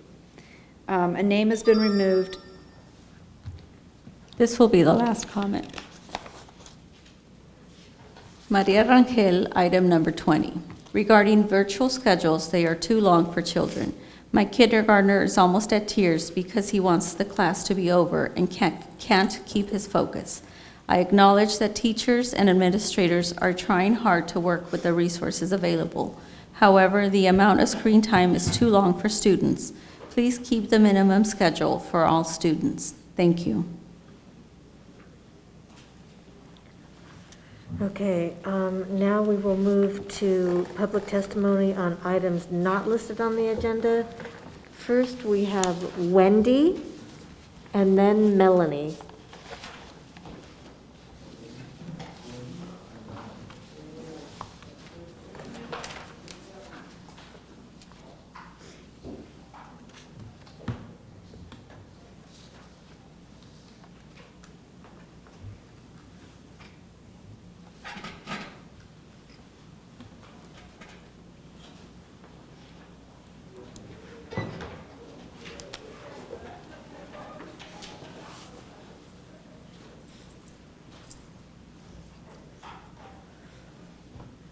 Good evening, members of the board.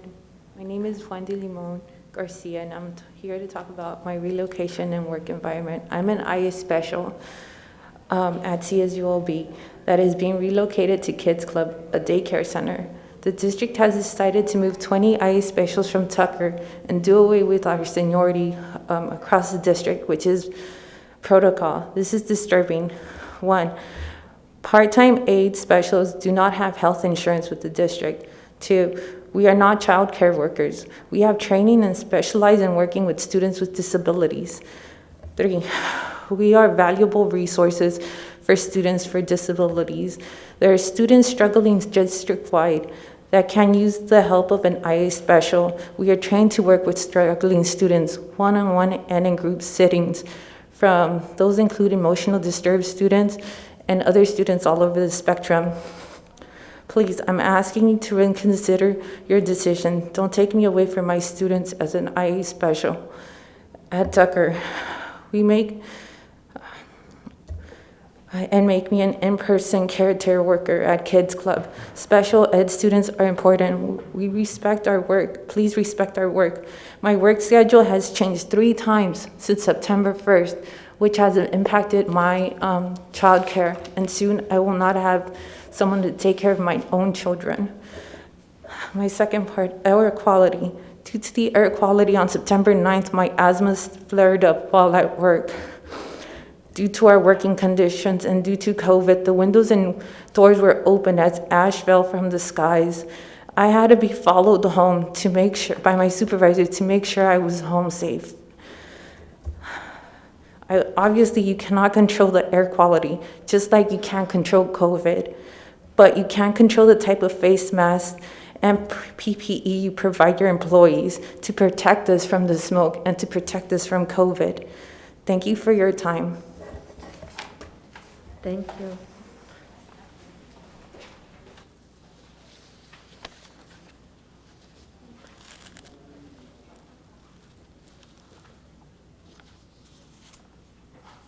After Melanie, we have Mariela.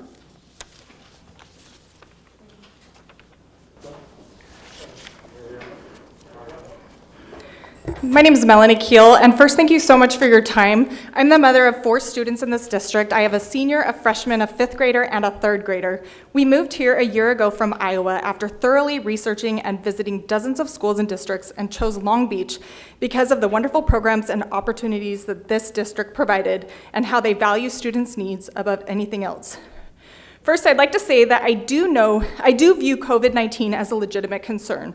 I support wearing masks and being responsible with regard to this virus. I do not agree that COVID is the sole threat that our children face to their health. Our children are complex individuals. I think we can be responsible in regards to this virus and get our children back to in-person learning. I'm confused by the pushing back of the date to return to in-person school to January 28th. In response to an email my spouse and I sent to our superintendent, she said, quote, "On the same day as our district announcement to extend distance learning through January 28th, the LA County Office of Health Department announced that schools in LA County would not have an option to consider any reopenings of school buildings for students until at least November. Their decision is guided by multiple sources of health data," unquote.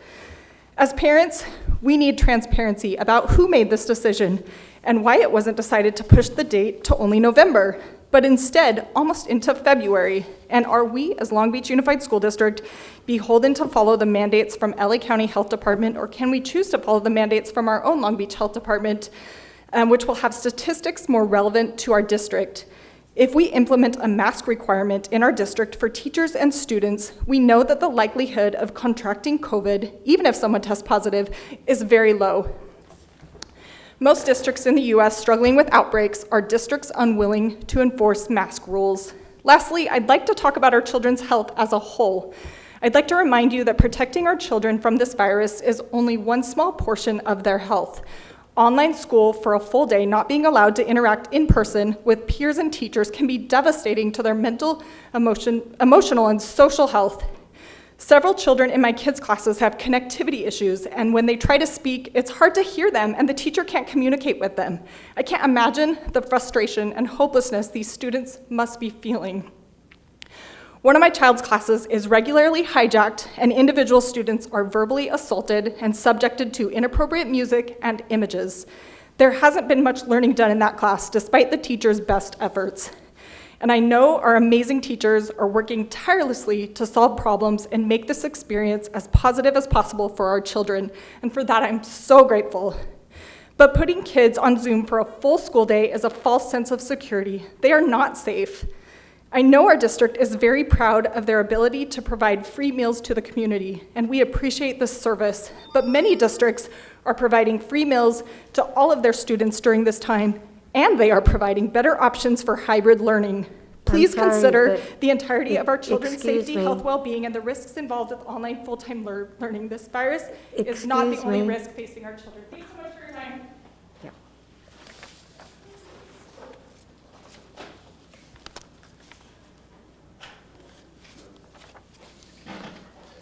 And after Mariela, we have Jerlene.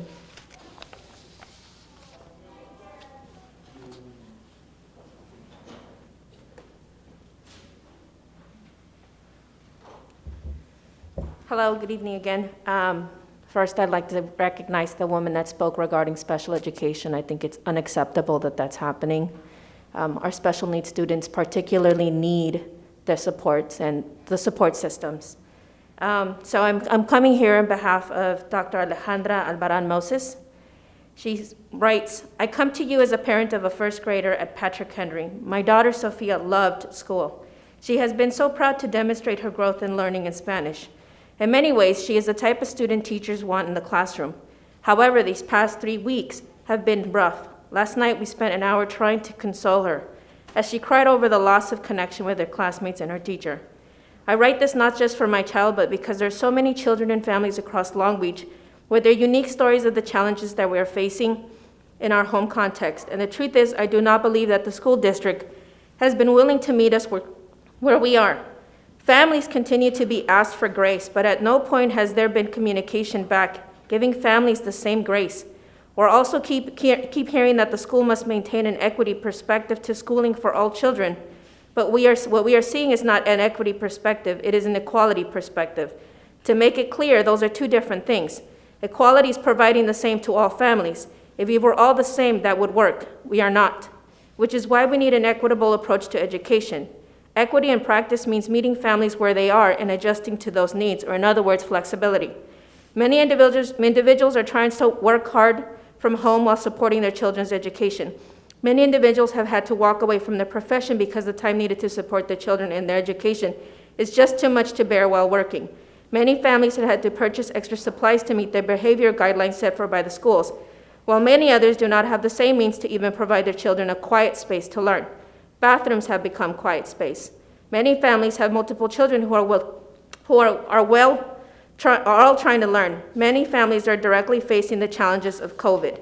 Despite this, LBUSD says there's a 92 to 97 attendance rate.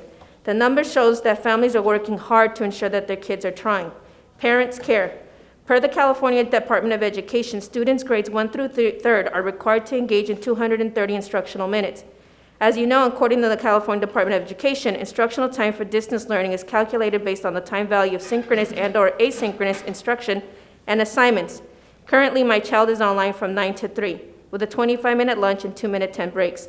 The reality is that the sitting in a seat in the best context, or a bed or wherever a family has found space for their child to learn, is developmentally inappropriate for our little learners. We need to limit the synchronous work, add in office hours for those who need it, and really work with families as a team to support our children. Of course, academic matters, but at what cost? Thank you. Thank you.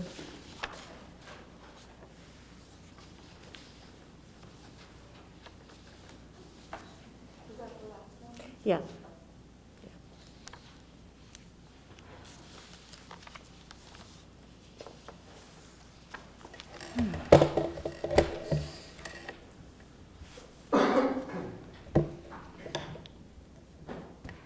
Hi, good evening. My name is Jerlene Tatum, and I am back again. And I had this wonderful thought when I was outside. I am an alumni of Long Beach Unified Schools, and I ran cross country and track, and a long distance runner. We go the distance. So I'm back again. Non-agendized item. So, according to the California School Board of Education Association website, or on their website, they list 5 major responsibilities. One of them is that boards are to provide community leadership as advocates for children, the school district, and public schools. Something that it also reads is that the role of a school board is to ensure that school districts are responsive to the values, beliefs, and priorities of the community. Advocate. An advocate is a person who publicly supports or recommends a particular cause or policy. Why am I sharing this? Because the reason many of us keep coming back is we feel like we need to remind you of the role and responsibilities of the board. So recently, or just this week, I participated in a few calls with community members, with board leadership, and I want to say thank you. Thank you for being available to hear. Yet not all board members have been as responsive.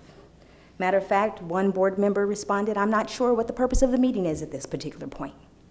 So again, I want to remind you all that you are to be advocates for children, school districts, and public schools. You can't do that if you can't hear our stories. You can't do that if you don't listen to our stories. So, what's an effective board member? They involve the community, parents, students, and staff in developing a common vision for the district focused on learning, achievement, and responsive to the needs of all students. So I say again, you don't know what the needs are if you're not willing to listen or hear. So last week I expressed my anger, because it was anger and frustration, and how certain board members, we don't hear from them. We've not received any comfort in this challenging time. Yet, again, I go to my post office box and I pick something up that shows a board member's face that's supposed to be responsive to the values and beliefs of the community, yet is not willing to take the time to hear the stories, to learn what they are, but definitely takes the time for political shenanigans. Thank you. You all have a good night. Thank you. And now we have online submissions. Okay.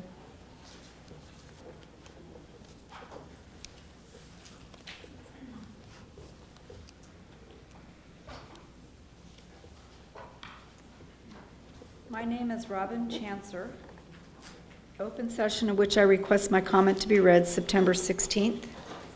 To the LBUSD Board of Education, I am writing to request that you reduce the amount of time LBUSD students are required to be on Zoom.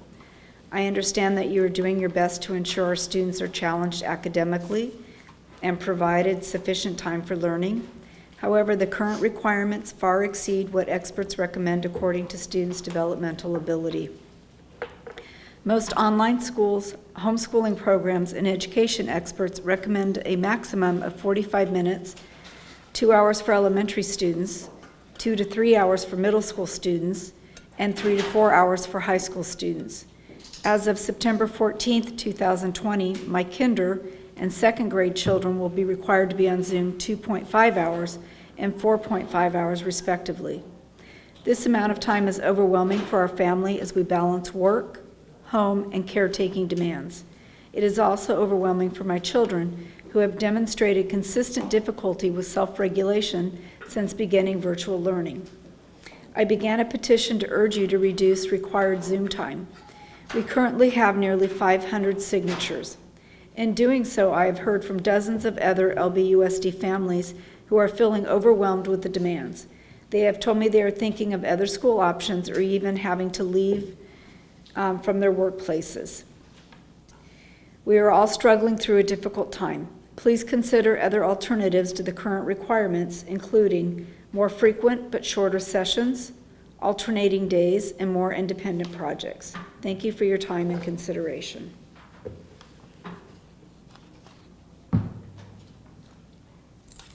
This is from Robert Collins. Thank you, Dr. Brown, for recently helping me to solve a problem. It was nice that an administrator took the time to solve a problem. Thank you, Board, for making sure parents have options for sending our children back to school. The decision was easy for me. I chose a virtual model. I'm privileged that our family has the resources for one parent to stay home. My son has been with LBUSD since kindergarten and will now be in the 7th grade. He has had kind and good teachers, including his teachers for virtual learning last spring. My experience with teachers has made me trust that he will continue to have good teachers using the virtual model. Even though I could have, I definitely did not pick the hybrid model because my experience with LBUSD has led me to not completely trust that the district will fully implement and monitor their policies to protect children. The thing is, we have had many good board policies, regulations, and procedures. I'm sure our leaders have good intentions, but there have been times that LBUSD did a poor job of implementing these good policies and practices, such as not implementing the FAIR Act completely.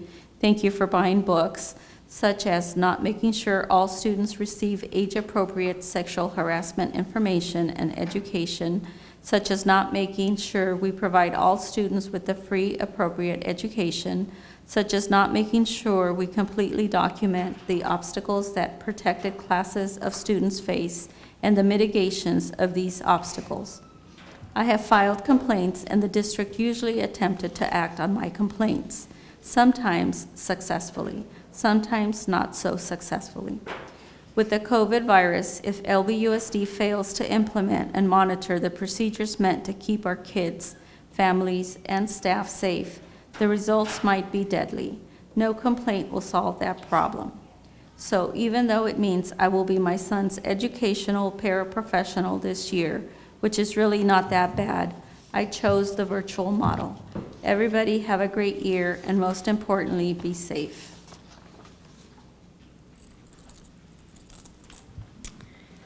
The next comment is from Amelia Cameron. Dear board members, I would like to make my voice heard about the most recent rash decision to not open up Long Beach schools until the end of January.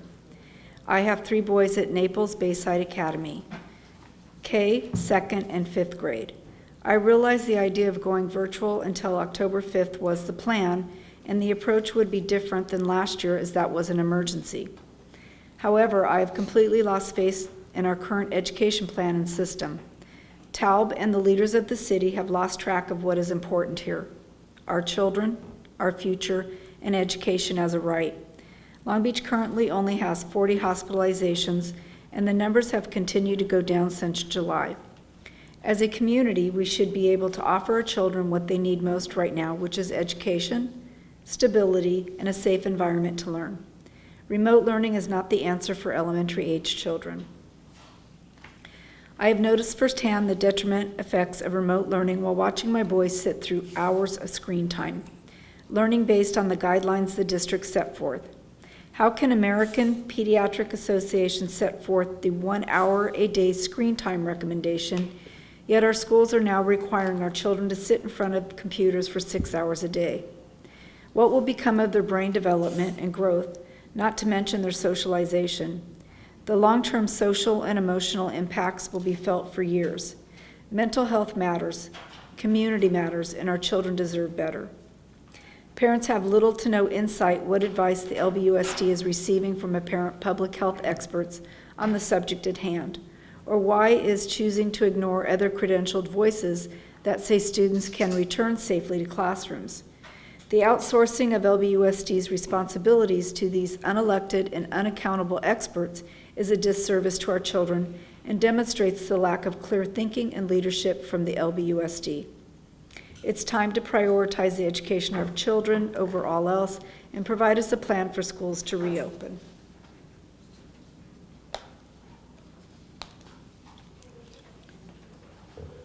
To whom it may concern.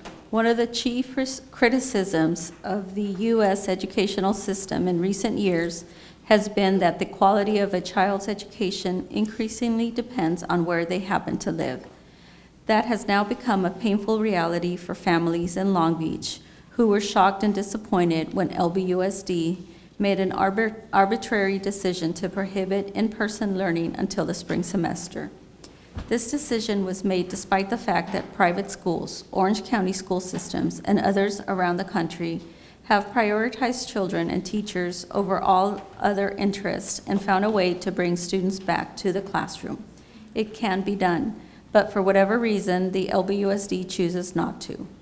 One thing is clear, notwithstanding the incredible efforts by Long Beach teachers, virtual learning is not education. By staring at a screen for hours, our second grader and kindergartner are being deprived of the opportunity for a true education and to interact with their teachers and classmates on a daily basis. Parents have little to no insight into what advice LBUSD is receiving from apparent public health experts on the subject at hand, or why it chooses to ignore other credentialed voices that say students can return safely to classroom. The outsourcing of LBUSD's responsibilities to these unelected and unaccountable experts is a disservice to our children and demonstrates the lack of clear thinking and leadership from LBUSD. We can think of no worse approach to reopening schools than to wait around for a vaccine, which may or may not happen, to be available for students, many of whose parents may not want them to receive it. It's time for LBUSD to prioritize the education of our children over all else and provide us a plan for schools to reopen. LBUSD's handling of this has been the most effective advertisement for charter schools and alternative educational systems in the history of Long Beach. Kimberly and Brian O'Shea.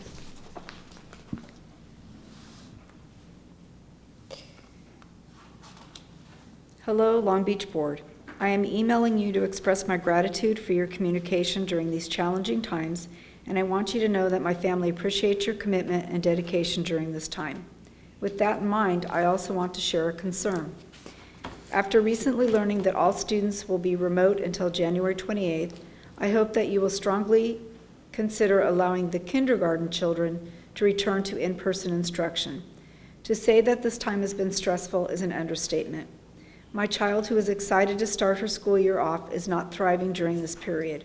I must add that this is in no way a reflection of her teacher, but rather the overall virtual environment in general. She is 5. This is entirely too much for them to be able to expect to learn this way. Most importantly, they need constant assistance and help, which is not always available during the day, leaving them to struggle. LBUSD is already only a half-day instruction compared to other districts, but to continue to have the children learn remotely is not okay. They are struggling. My daughter's class has only 10 to 12 students max. Surely they could go on-site and social distance with no issues. I ask that you please consider this. Our children deserve to be able to learn in a manner that is effective and conducive to their age. Please consider having them return. Thank you. Regina Corinne Lovelace.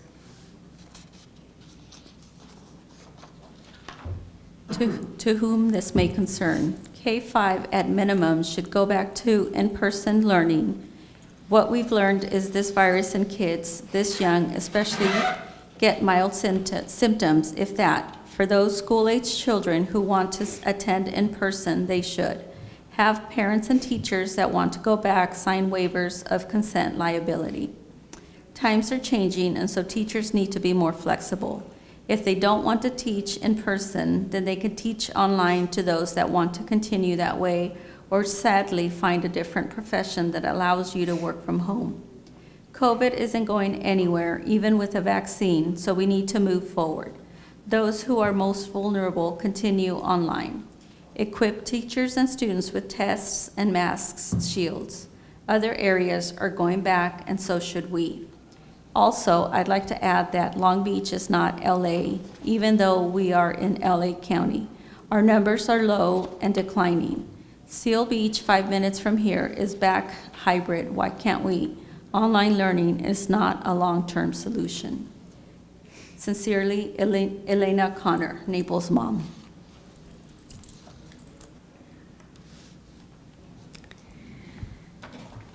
I am speaking today as both a parent and teacher in LBUSD to voice my concerns over the amount of required synchronous meeting times for our students.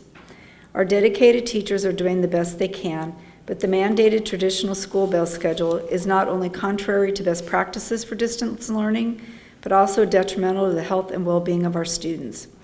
Please consider changes on a district level to address these concerns for all of our students. Last spring, I felt proud to work in this district. I truly felt that the district put the needs and well-being of both teachers and students at the forefront of all decisions. I saw some neighboring districts struggle with the lack of leadership and poor communication, and was pleased to find that our district was an exception to that. This fall, I feel like I work for a completely different school district which puts rigid requirements on scheduling above best practices and the well-being of our students and teachers. The district stated that they want teachers to have a better home work-life balance, but every teacher I know is working evenings and weekends to keep up with the amount of work involved with a complete shift in instruction.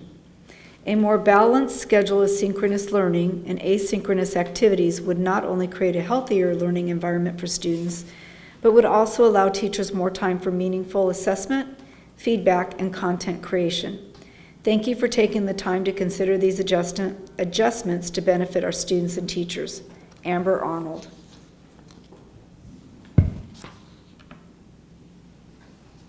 Solution: kids back, masks and distancing, like that matters much. Teaching assistants to provide guided supervision in the classroom while teachers teach from home virtually. Not many parents who know anything about how COVID works should care if their kids contract it. This is affecting their psyche far more than a couple days of flu-like symptoms will. If people are sick, keep their kids at home. Thank you, Scott Steen.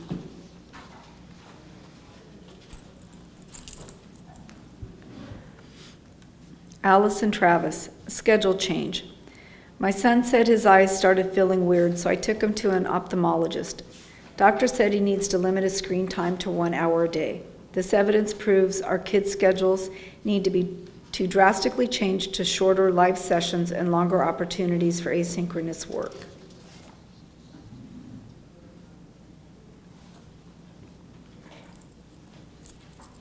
I'm a married mother of 4 children who attend the Long Beach Unified School District schools.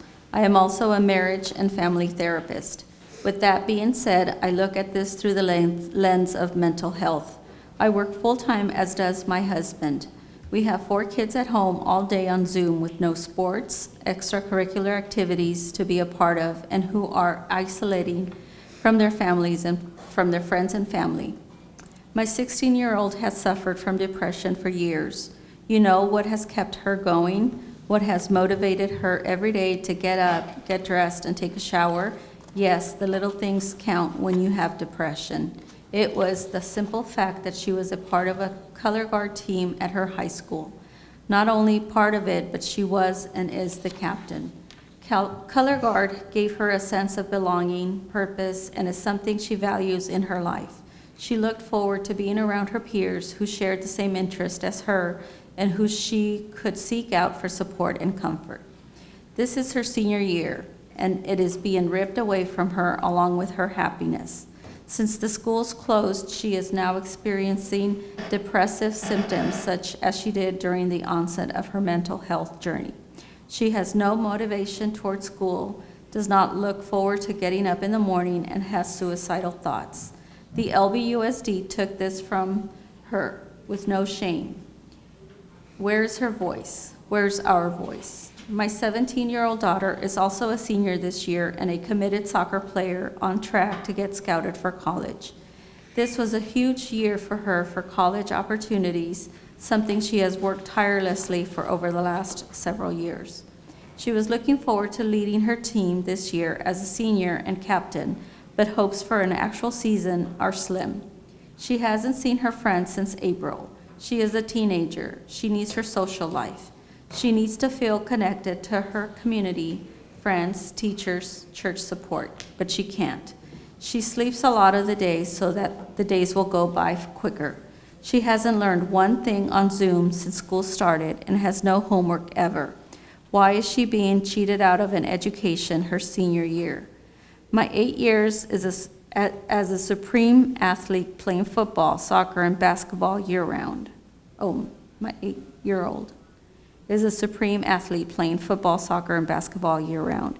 He is a social guy who enjoys spending time with her friends and playing all the sports he loves to play.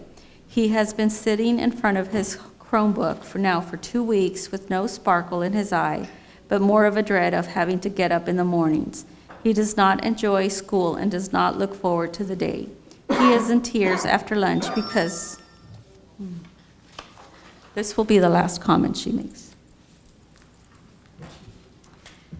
Kristen Tumagian. Dear board members, I would like to express my concern at the amount of screen time required for my middle school student and her teachers. While my son's 4th grade teacher has flexibility to provide many breaks and time for individual work when being on screen is not required of him, my middle schooler, 7th grade, needs to be on virtually the whole day. 7 logins every day is exhausting for her, and I imagine for her teachers. Though it would have been okay to muddle through until October 5th, maintaining this until the end of January seems unnecessary. Would it be possible to modify the secondary schedule so that students actually follow the already proposed hybrid block schedule with plenty of built-in independent work time so that more screen time is not required during block class meeting times? Or if meeting every day is necessary, a schedule like the one below, alternating synchronous and asynchronous learning days. And then a schedule has been provided.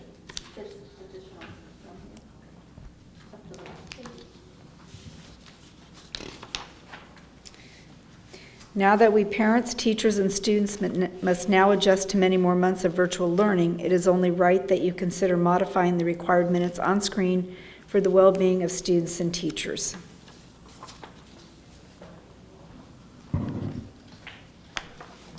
Okay, so that was the last part of our public comment. Thank you for everybody for submitting your online public comments. I'm recommending a break right about now. I'm going to look at my fellow board members and see if a 10-minute break sounds good. Thumbs up, or we're good? Okay, we will reconvene in 10 minutes. Let's all stretch and get a sip of water.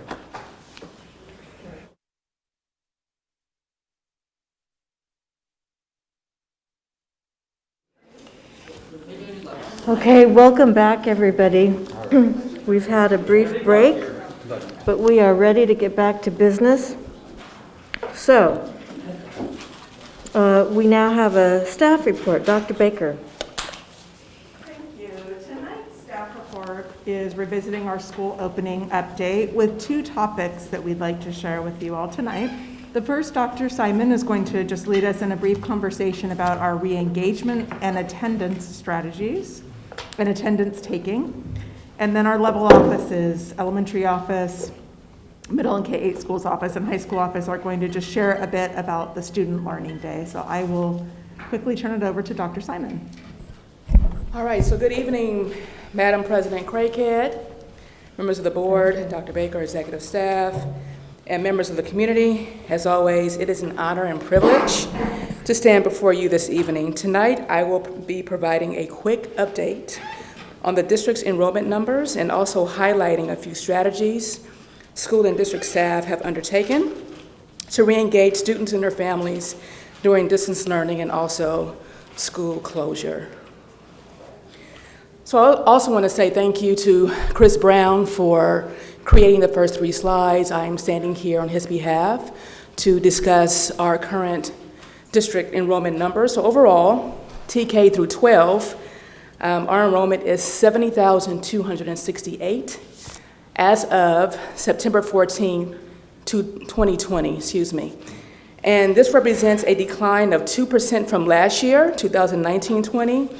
So I believe about 1,444 students, right, are not currently enrolled in the district compared to last year. So moving forward with our enrollment by grade, I know it's a lot on this slide, but I know that Mr. Brown wanted to show the differences between enrollment in 2019, which is in gray, and also 2020, which is in the teal blue. So based on this, we are substantially lower in grades TK, K, and FIRST than we were last year. Grade 6 is also lower than anticipated. And then grades 9, 10th, and 11th are experiencing higher than predicted enrollment. This could be due to an increase in the trend the district has seen in recent years of students who are enrolled in private or homeschool settings in grades K through 8 and returning for their high school years. So if you look at this, this illustrates that projection or that enrollment based on what I just stated. Now the next slide, I want to mention this, especially I know we had conversations briefly in August and also in early September around Senate Bill 98 and the new legislation around that, which discusses how school districts are supposed to document absences for chronic absenteeism tracking, document daily participation, tiered re-engagement strategies, and you heard Robert Tagorda talk about that today with the LCP process and what that looks like, what that could look like, and also the Learning Continuity and Attendance Plan, also referred to the LCP. So once our students are enrolled or re-enrolled, SB 98 compels districts to document daily participation for each student, each school day for distance learning. So it also further defines daily participation to include, although not limited to, evidence of participation in online activities and the completion of assignments. So students can be marked present or counted as present, right, as if they do these such things. Students can also be counted as present if the student or the parent texts or phones or emails a teacher or school staff that they had connectivity issues, that they could not get on, that they were kicked out of Zoom. If they make those efforts, then students can also be counted as present. Yes, Dr. Williams? Aaron, what's the definition for chronic absenteeism? Thank you. Thank you for asking. So chronic absenteeism is when a student misses 10%. That could be of the school year or of the current days that school has been in, based on the days they have been enrolled. So to give you an example, to make it a little bit more simpler, or simplify it, if we have a 180-day school year, if a student misses 18 days, then they are deemed as a chronic absentee. And for that definition, that includes excused and or unexcused absences, which is much different than truancy, which is really based on unexcused absences. So your chronic absentee rate can also include those who have been suspended and other attendance codes as well. Thank you. You got it. So as we were speaking about students who are having connectivity issues or those who get kicked out of Zoom, if they do make some type of connection with their teacher or with school staff, or school staff contacts them, and we'll talk about our re-engagement processes or just ways that we're connecting with their family, that outreach that we're conducting at this time. And the school side reaches that family, and the family says, hey, my child had connectivity issues today. Zoom was not working properly for us, and we were not able to get in. As long as they make that contact with the school site, then that student can't be counted as present for the day. Board Member Kirk? I just wanted you to say that really clearly and simply and loudly. Yes. One more time. You got it. Around this idea of flexibility in terms of how we're counting attendance. One more time. You got it. So based on SB 98, Senate Bill 98, it simply states that if students are unable to connect, they're not able to get in, or any other reason, right, that they have not participated or engaged in live synchronous learning, if a parent or student contacts the school and states, I had connectivity issues today, I could not get into Zoom, right? The student can be counted as present as long as they make that contact with the school site, and vice versa.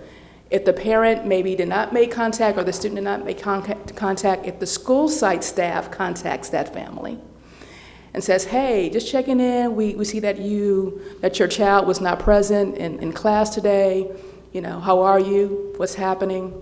And the parent says, oh, well, by the way, I meant to call you, but my child was having connectivity issues, or the student picks up and says, I was having connectivity issues, I could not get into Zoom today. That student can be marked present. And that is the flexibility that is allowed within Senate Bill 98 regarding attendance.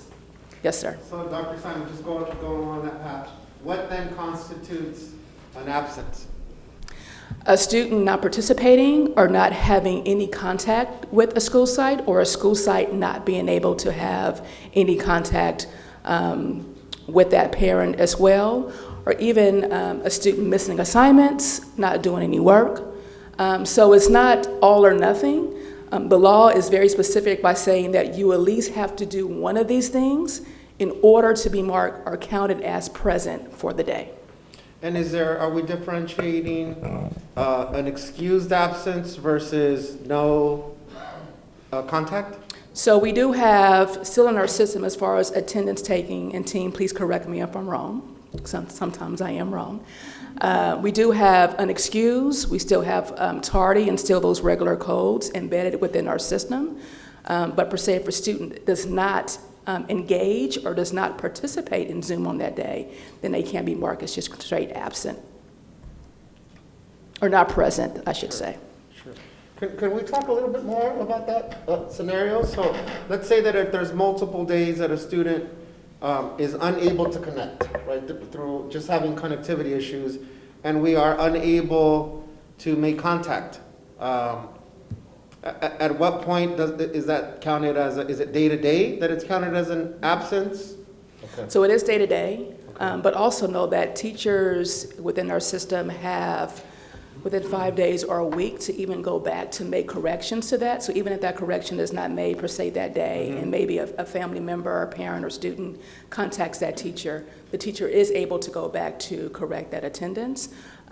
Especially if it's around the asynchronous work. So if a student has completed an assignment, then that's another way for that student to be marked as present, or that student to be counted for as present as far as attendance taking place. I know we're doing the best we can, but what a tremendous burden on the office staff to have to document, well, I got a call from Mrs. Smith. Or what if the Smith child tries to call in and the office is busy? How many times do we expect that student to keep trying to call? I mean, what a nightmare, goodness sakes. Right.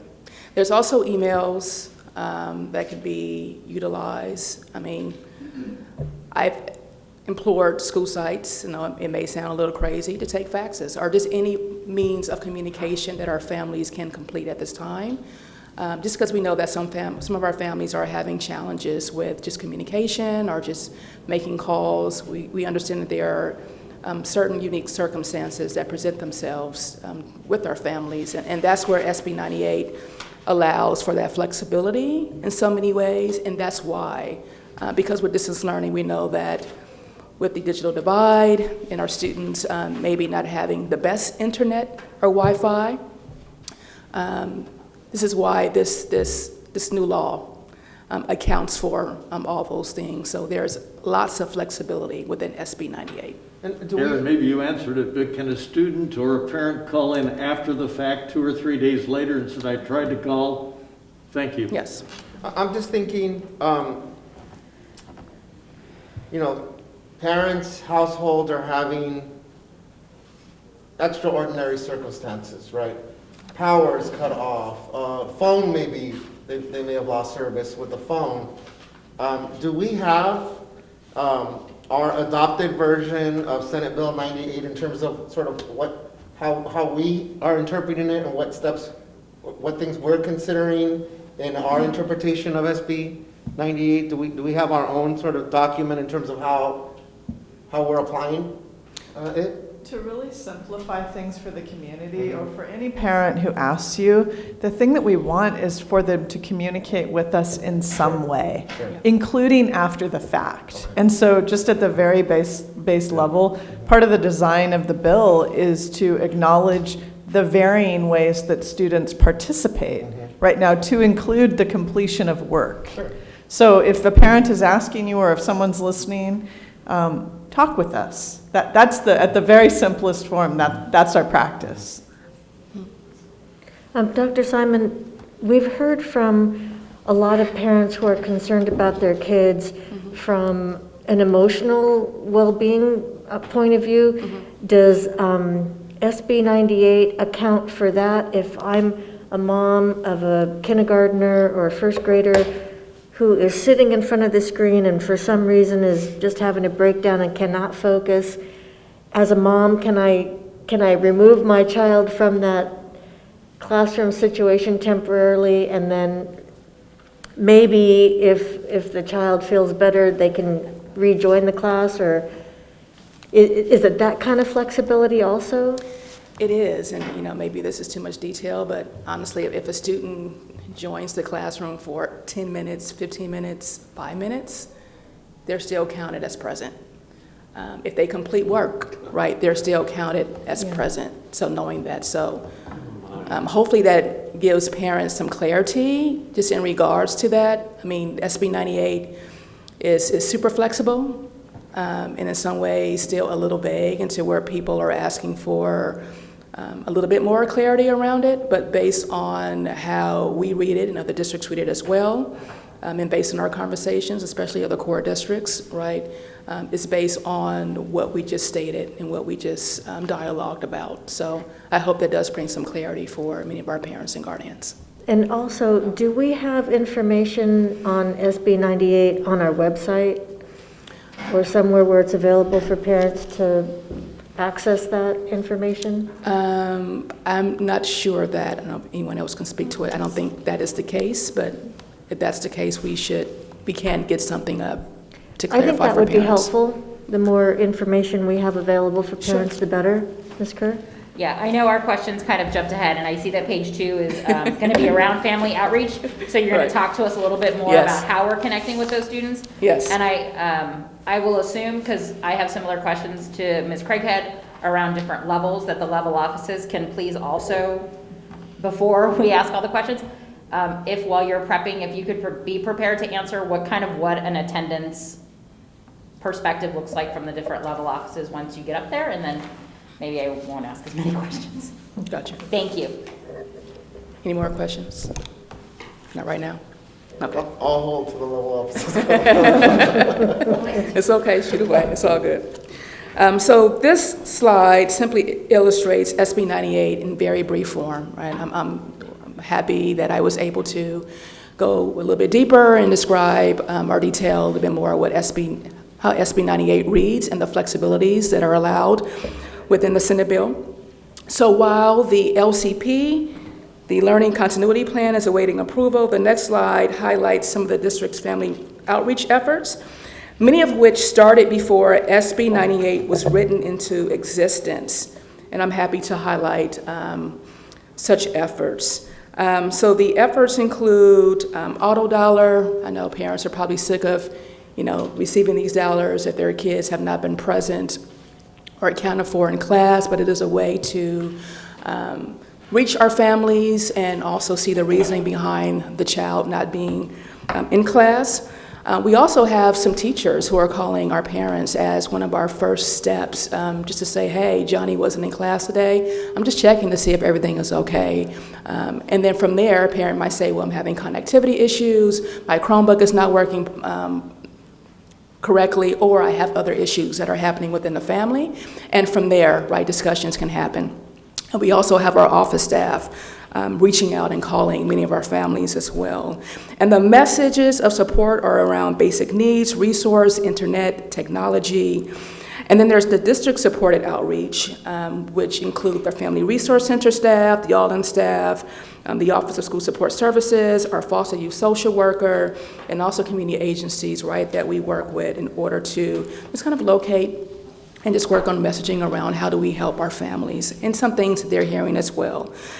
So now I'd like to celebrate a few schools, or a few school and district staff who have engaged in outreach to students and families amid school closures. Some of these efforts happened prior to the new school year commencing as a way to build rapport and to ease the nervousness that many students and parents usually experience before the start of the school year. Other celebrations highlight the efforts of school staff who relentlessly search for students who went missing from school amid COVID-19. So I want to give a shout out to Adams principal, Armando Duenas, and teachers. They called students and families and also conducted home visits before school began. Due to their efforts, over 100 students who did not respond to the instructional program of choice re-enrollment survey were found and also started school on September 1st, and that is in North Long Beach. I want to give a shout out to that team. It's pretty remarkable.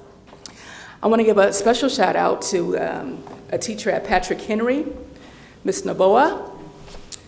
And please forgive me if I said your last name incorrectly. But Cindy Naboa. Yes, Cynthia.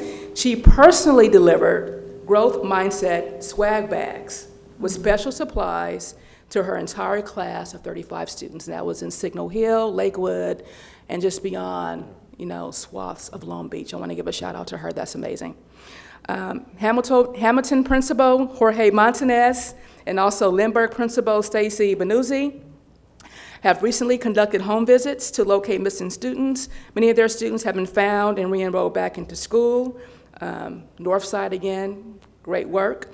And I want to give a special shout out to the All-In team, Melissa Espinoza and Lorena Cervantes, who just this past Friday completed 17 home visits in the North Long Beach area alongside Hamilton Middle School staff. And due to such efforts, students were re-enrolled back into school. And I want to also state that these home visits were conducted with respect to the home language of the family, and that's something that's very important for us. So we are going out, we are outreaching, staff is canvassing the communities, and they're doing that in a very respectful and also safe way, not just to keep them safe, but also families safe as well. But we have received mounds of support, an outpouring of support from our parents and guardians who are appreciative that folks are meeting them where they are. So I wanted to state that. And now, Dr. J. Camarino, the Assistant Superintendent of High Schools, will provide a high school update. Quick question on Yes. the enrollment, Dr. Simon. So You it's got it. roughly 2% less than last year's enrollment.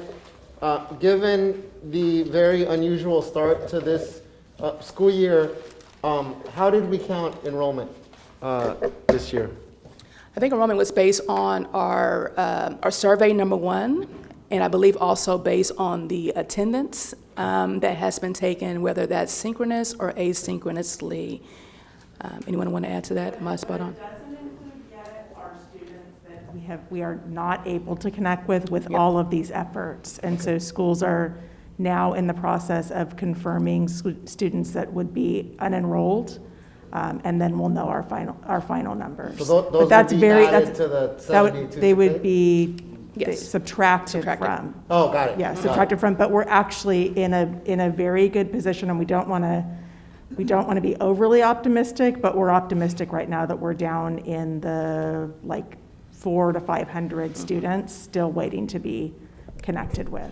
So I Out of- also want to acknowledge out of Dr. 72,000. Simon. Oh, go ahead. 400 or 500 students out of the 70,000. Yes. Okay. Yeah, That's I mean, those numbers they have been cut in half practically on a daily basis because of the work that Dr. Simon's talking about. Also want to share that Dr. Simon's team provided what she's talking about in going out into the community, a very powerful set of slides and directions for all staffs to use in preparing to go out into the community in a safe and very respectful way. And so that's appreciated. So it's a centralized effort, but then also every school has access to the resources and to feel that they are safely being guided in a way to connect with families out into the community. I think it's also interesting to note on the enrollment part of it, we've had declining enrollment over at least 10 years, and so we were expecting a certain percentage less even outside of a COVID world. So I think those numbers are very promising.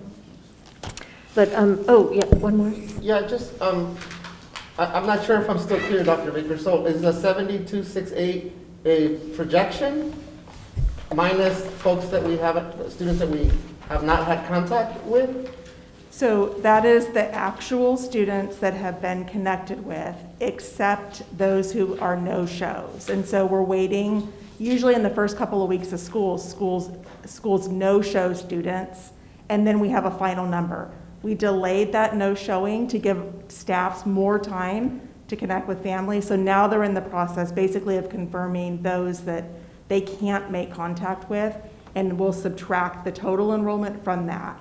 So right now it would be 70,268 minus approximately, let's just say 500 in the way that we're talking about it. Thank you. Thank you, Dr. Simon.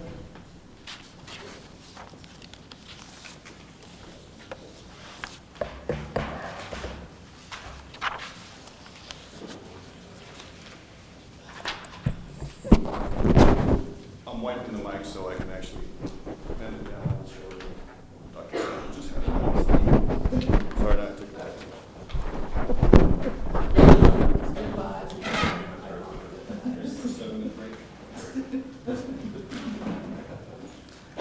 Good evening, everyone. Thank you, Dr. Simon. I'm proud to start our three-level office presentation for an update.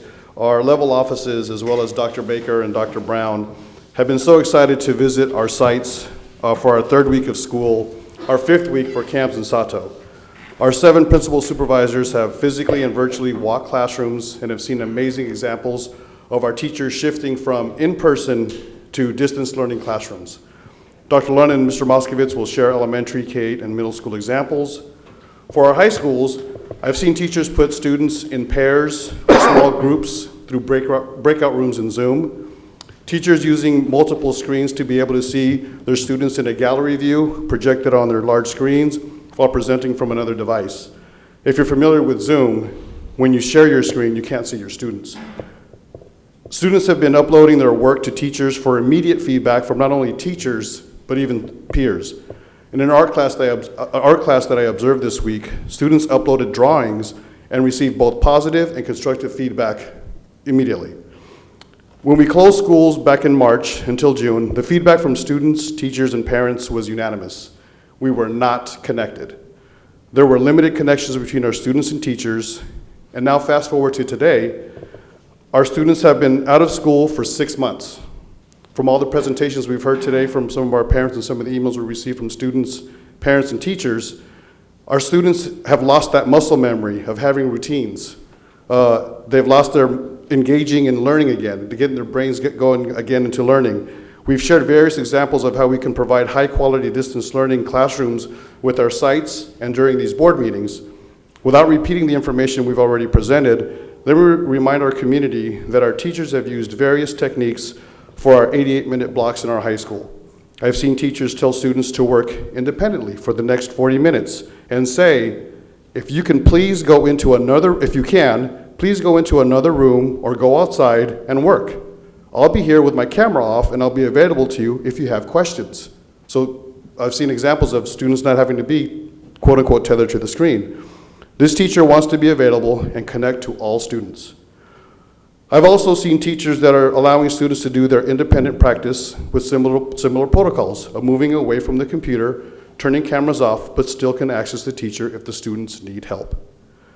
Our National Teachers Union, the NEA, and Stanford University have stated that a high school senior should have no more than 2 hours total of homework each night. They basically suggest that 10 minutes of homework for every grade level, which means a third grader will get 30 minutes, a seventh grader will get 70 minutes, etc. This was when we're in person. We have seen teachers that are using the independent practice or homework time at the end of their class so students are done or completely done with their homework. Let me repeat, students are getting their homework done with a teacher available to them in a lot of our classes.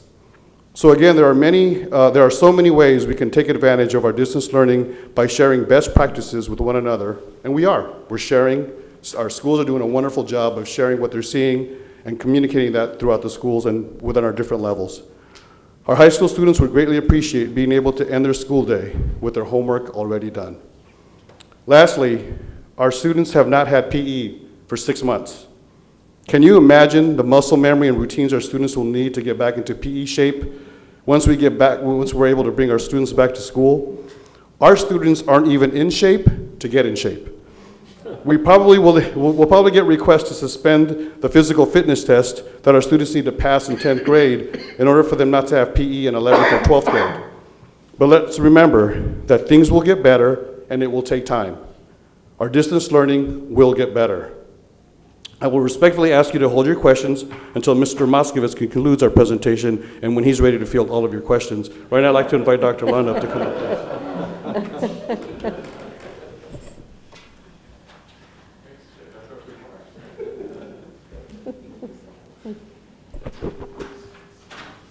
Before I share the middle school experience, thank you, Dr. Camarino, for highlighting the high school experience. And to allude to some of your questions around attendance, obviously at the secondary level at both middle and high school, attendance is much more complex based on the fact that you have multiple periods. So generally we submit data, and this is going back to my research experience, we submit data to the state based on an all-day code. So that's why the example that Dr. Simon shared around a student being present just once at the elementary level, just like we do an in-class, in-person attendance, you take attendance in the morning and you're accounted for the full day. That's basically the full day code of attendance.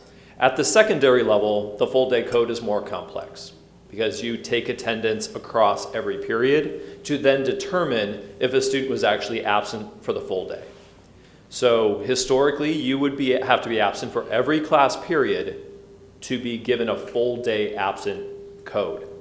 Now there's some exceptions there. So if 5 out of the 6 teachers marked me absent, but that 6th teacher either didn't take attendance or didn't mark me absent, you have to wonder, was the student actually there? In the regular school day, that's a little bit simpler. If I was there for periods 1, 2, 3, or I was absent for period 1, 2, 3, present for period 4, absent for period 5 and 6, did I just show up for period 4 is probably questionable. That could be a little bit explored a little bit more in the in-person setting. In the online setting, that's a little bit more complex. There is that possibility that I had problems, connecting periods 1, 2, and 3 and was marked absent, and I did connect period 4. I would hope that then period 5 and 6 I also connected, but that's not a guarantee. So that's just the nuance of secondary attendance and how we dig deeper into that absence through communication with parents, through communication through home visits, through outreach, to actually say, were you absent for every period, to then trigger that all-day code. Because that chronic absenteeism question that you asked is really based on the all-day code, that I missed 18 full days of attendance. So that's, like I said, just a nuance as it relates to secondary attendance. And then just one additional clarification before I delve into the middle school experience. I shared earlier around our hotspots. The 5,000 hotspots that we've already distributed, the additional 1,000 that we've received that are beginning to distribute, the additional 1,000 that the county's providing. It's important to note that those 5,000 hotspots that we already distributed doesn't equate to 5,000 students. That's 5,000 households. And our households have more than one student in them, typically speaking. So for our 6,000 hotspots, could service anywhere from 9,000 to 12,000 students in our system. So it's just important to note that a hotspot equates to multiple students being served within that household, because every hotspot can serve up to 10 devices. So just a point of reference as it relates to how many students we're actually serving with the devices that we've distributed. In terms of our middle school experience,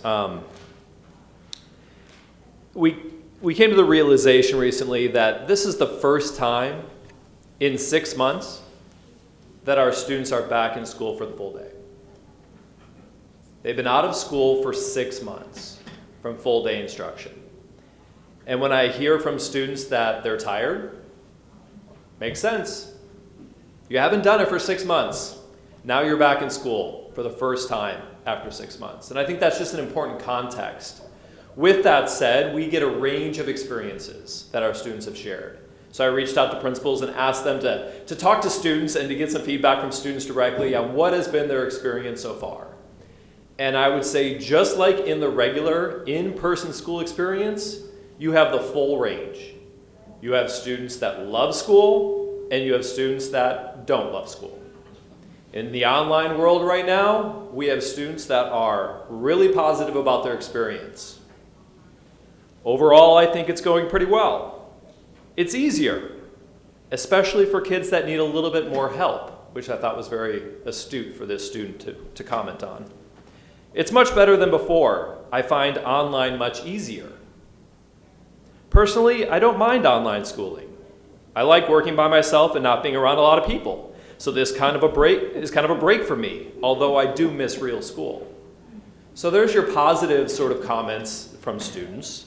You have the middle of the road sort of comments. I think online school has pros and cons. Like a pro is I get better sleep.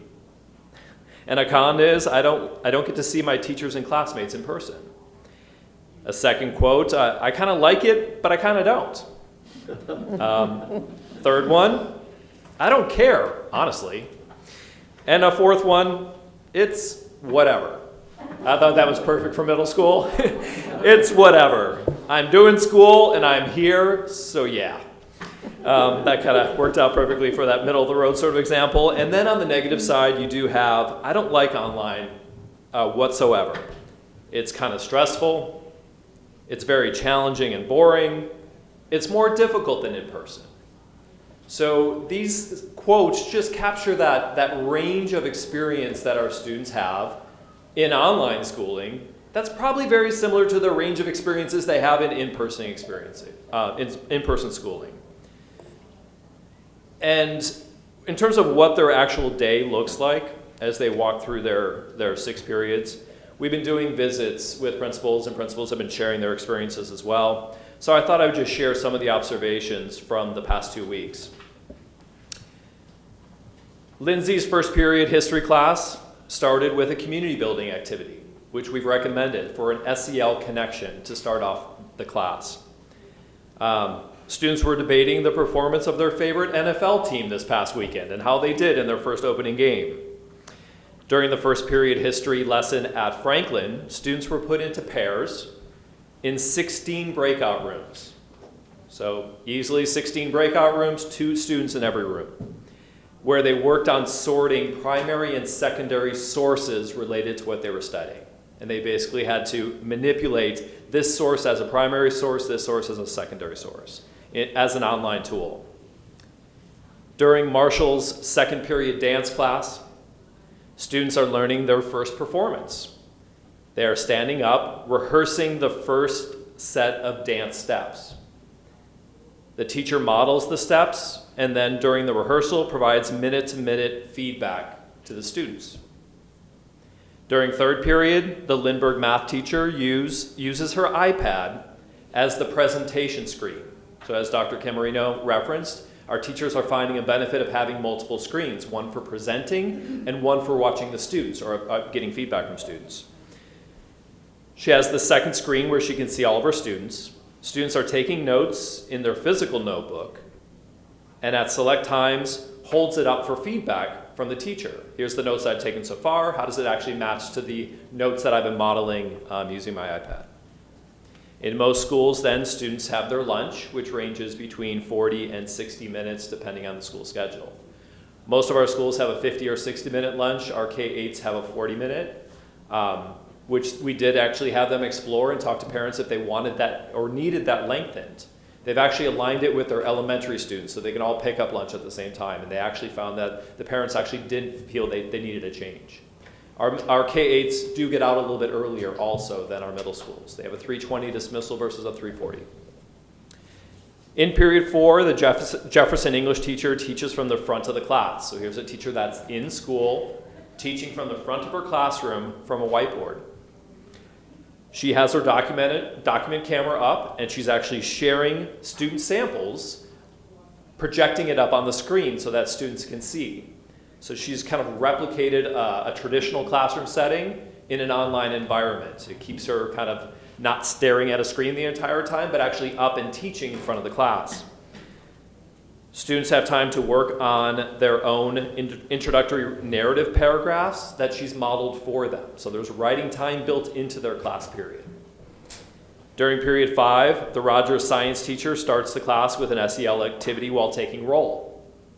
After reviewing the prior day's lesson, students are put into 34 different breakout rooms. There are 34 students in the class.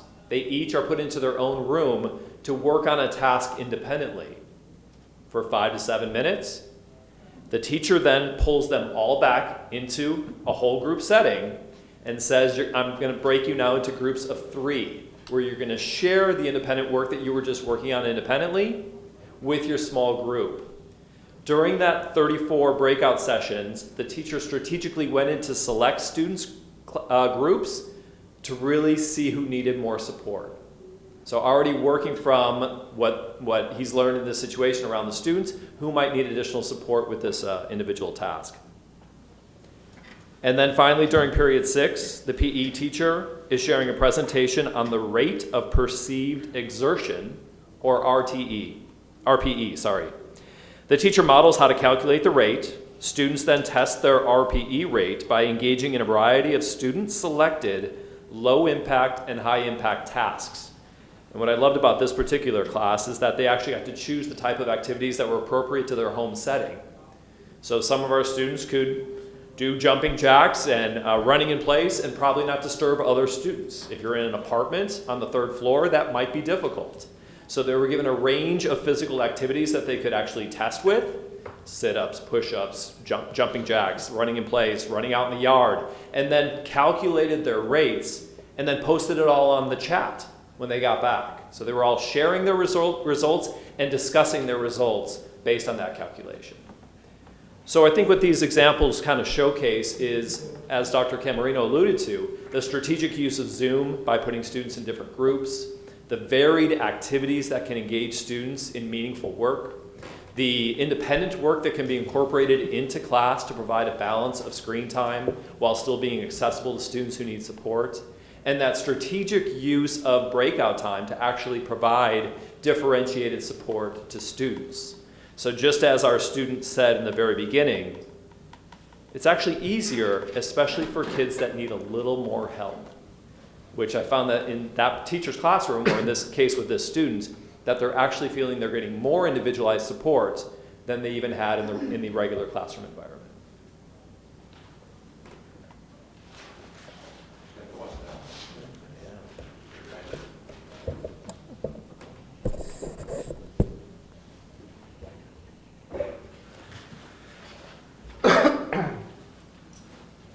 All right, well, good evening. My pleasure to be able to give you an elementary perspective, and then, of course, as Dr. Camarino said, he's going to come back up and answer all your questions. You can probably imagine the favorite part of our job as principal supervisors is actually being out at schools.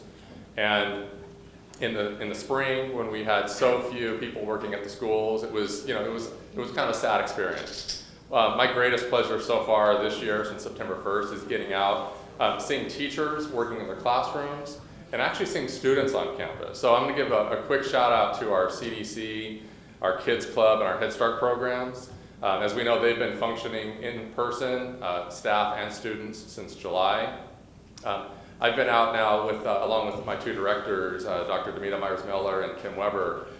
Between the 3 of us, we've been out to each of the 45 elementary sites that we supervise. So that's 100 and some odd visits, 35 visits so far, just in the last 3 weeks. And every time we're out, we try to get into those 3 child care programs, CDC, Kids Club, and Head Start. Just amazing to see the protocols in place, the safety measures that are in place.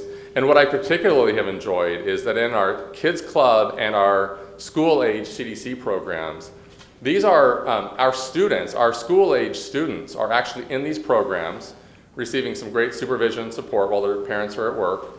But they're actually on their Zoom sessions, on their computer devices, with their teachers in their classes. So you could walk into a CDC school-age program. There might be 8 students spread out around the room, socially distanced, with their masks on, and they're all in their own classroom setting with whatever teacher they're in. It might be a 2nd grader and a 3rd grader and a 4th grader in the same room, zooming in on their own classroom. And it's just really a neat way to see how they engage with their peers. And from one location, you can see all of this great teaching and learning happening in one place. So just, again, a shout out to the staff and those 3 programs are just doing great work. But from a perspective for elementary, I think it's important to, and I really appreciate all the parents that we continue to hear from. And I think every time I hear from a parent and hear that parent voice, it reminds me that we have over 30,000 students in our elementary schools, between elementary and our K-8 schools. And we know that there isn't a one-size-fits-all approach. So what we're trying to do is we're trying to create the systems and the structures that will allow equitable opportunities. And we heard a parent reference the difference between equity and equality. We're not trying to have exactly the same for everybody.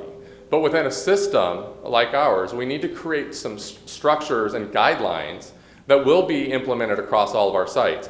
And then from there, we can start to differentiate for the individual needs of students.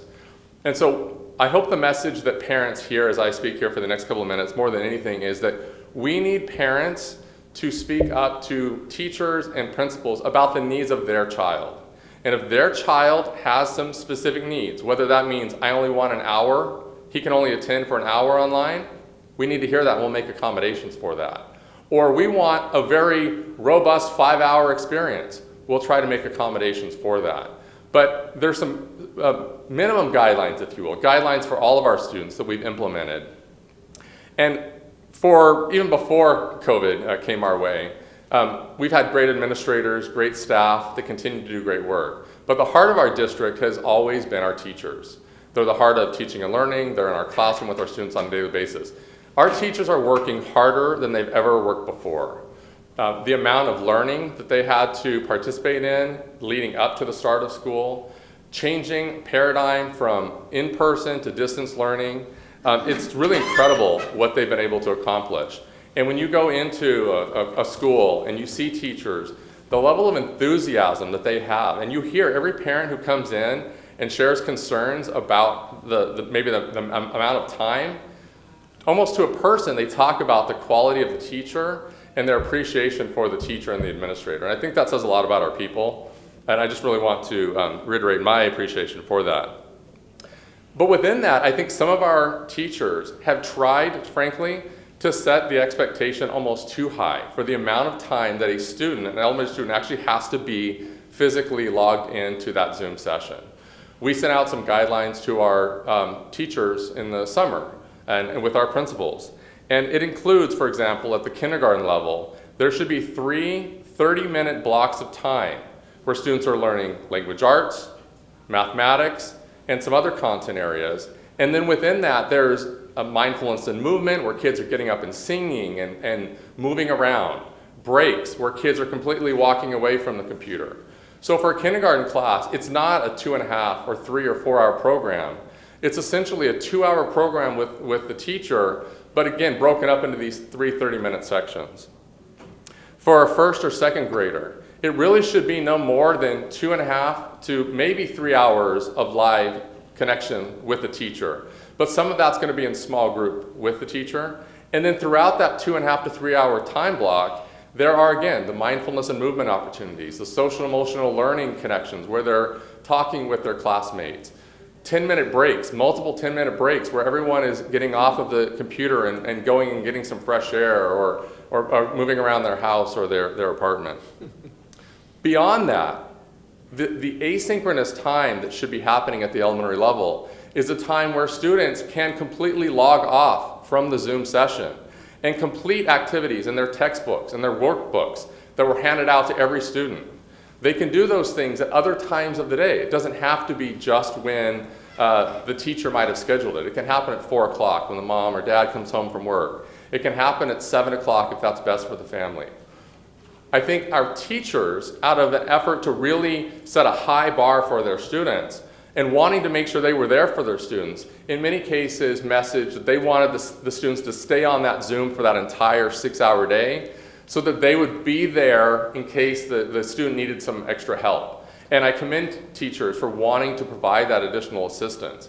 So our next step, and it'll start on Friday with our next principals meeting, is to reiterate the expectation. And the expectation at elementary is about 2.5 to 3 hours of live synchronous with the teacher, with mindfulness and movement and social emotional learning spread throughout.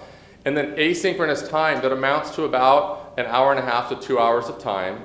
It can be offline. There could be some online tasks, but it's not where the teacher and the student are connected via Zoom for the entire day.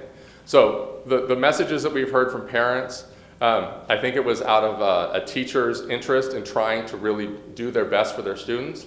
And we just need to reiterate that developmentally for a first grader or second grader, it is important that they're able to log off from that Zoom setting and do some of that work offline with their parents when it fits in best with their time.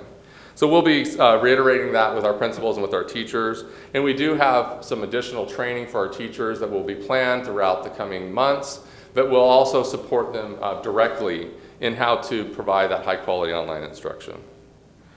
I know, again, that we're here for individual questions that we can answer. I did want to, thank Dr. Simon for calling out Adams. They're just one example of elementary schools that have really gone above and beyond to do outreach. We sent out to them this last week a list of the students at the elementary level that were marked absent for every day from the start of the school year. And to us, that indicates a student that either has moved out of our area or for whatever reason has not connected. Our schools already knew about those students because they've been monitoring this on their own, and they are doing those porch visits. They are taking opportunities to call the emergency contacts throughout all those numbers that we have for aunts and uncles and friends and neighbors to find out, did this child move? And we won't stop until we have really identified where all those kids are. We may initially disenroll them, but we've asked our schools to keep track of them and keep trying throughout the next 2 weeks to figure out where those students are. We don't want to disenroll a student who just hasn't been able to connect with us for some reason. But just some real amazing outreach on the part of our school office staff and our administrators to make sure that we are able to find all those students. Ms. Kerr, do you have a question? I did, and I think one of you mentioned it. It might have been you, Brian. One of the conversations that we've had is we're trying to get back together as school communities, and we know that in this district we have 86 unique school communities, and that when we all split in March, a lot of the direction was coming from the central office because that's where it was coming from. And so as we start the school year again, that attempt to get back into a rhythm of being at a school, even though technically we're not at a school. We would walk our kids up, we'd chat with some parents on the playground potentially. If we were having an issue, we might get there a little early to talk to the teacher and say, hey, my child is struggling with this. If that didn't go well, maybe we'd swing by the principal's office on our way out to say, I'd like to schedule an appointment to talk about how it's going.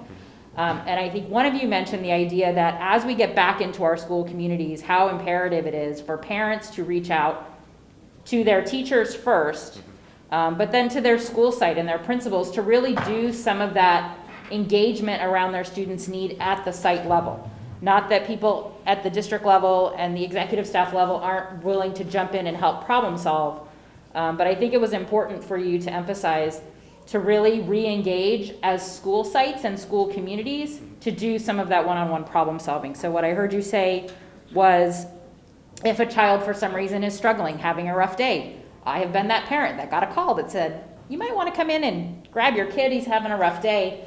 That there's still an opportunity to do those kinds of things, so that if a student needed to log off after a half hour or an hour, that communicating to the teacher and communicating to the principal is the appropriate place to say, we're taking a break, we'll turn in the work tomorrow, but to get back into the habit of having those conversations. We talked about muscle memory and how we used to do things. So I appreciate that and just wanted to say it out loud again so that parents really heard that if a student is struggling with the format, with the time, that those are appropriate conversations to have with teachers.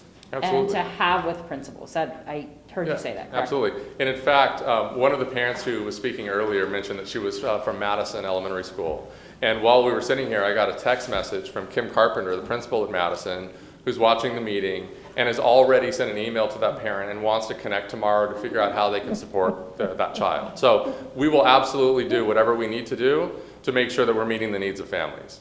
Okay. And then just a secondary, and then I'll pass to my colleagues.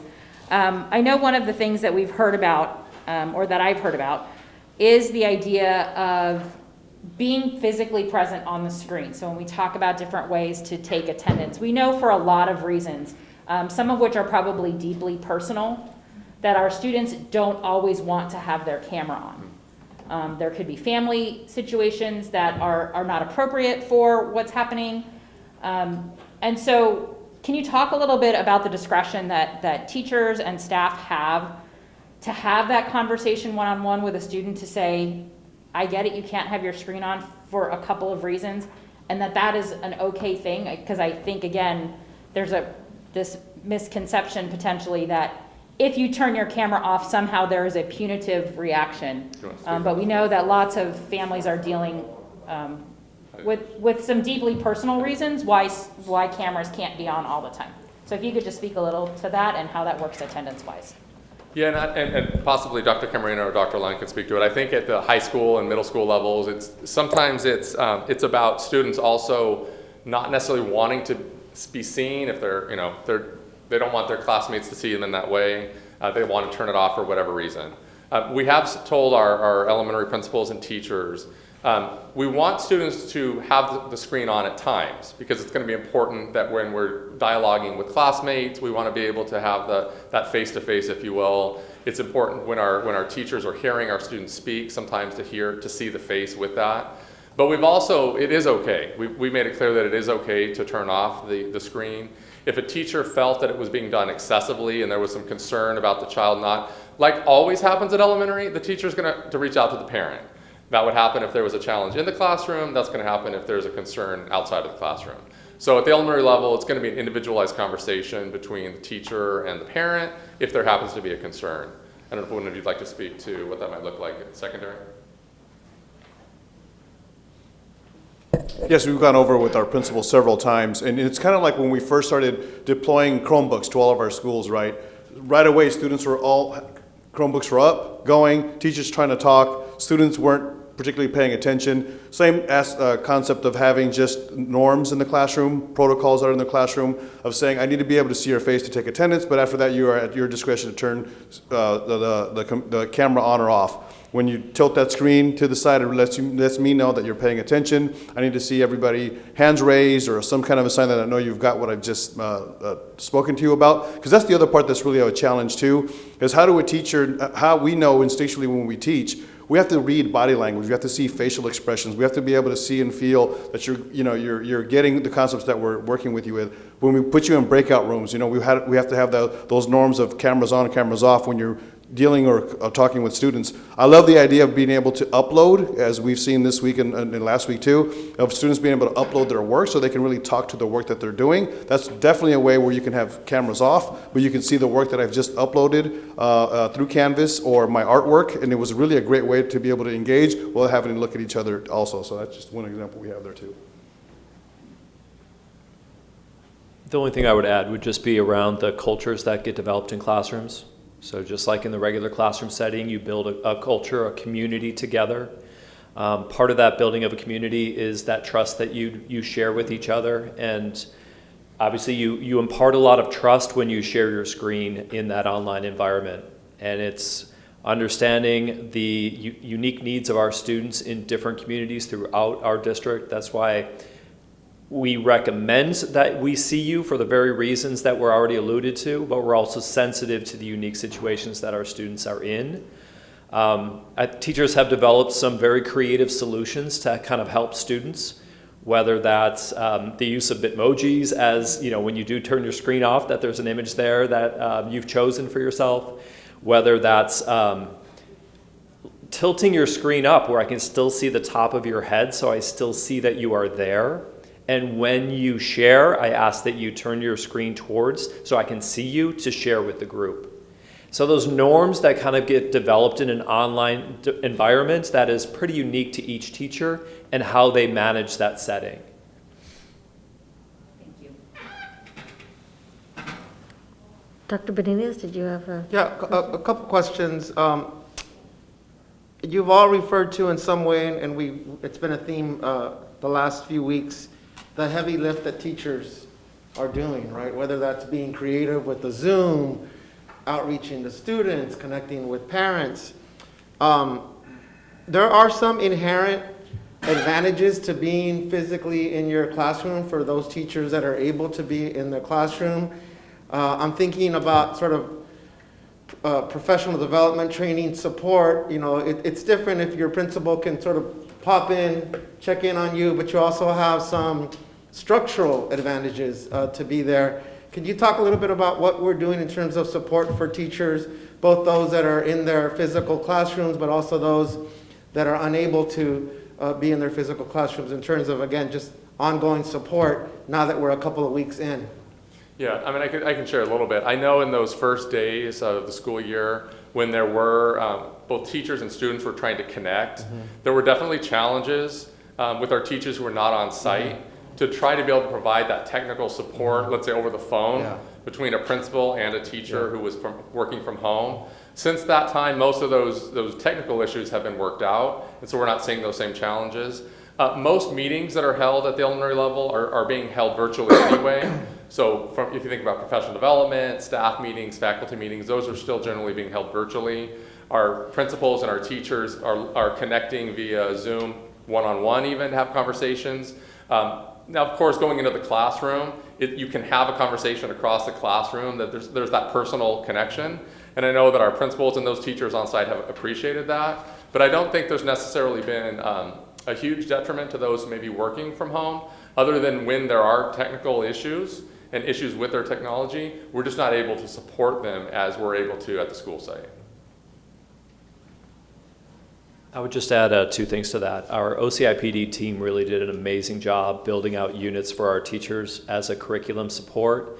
So having these unit guides that have extensive resources already built into them really helps teachers to not have as a heavy lift in terms of planning some of the content. So that was a huge benefit to our teachers. Beyond that, the team also did a trainer of trainers model, TOT. So there's someone on site that is a trainer for the school site. And our teachers have also leveraged that person for additional support over the past 2 weeks. So having the minimum days and that afternoon time to kind of leverage that additional support.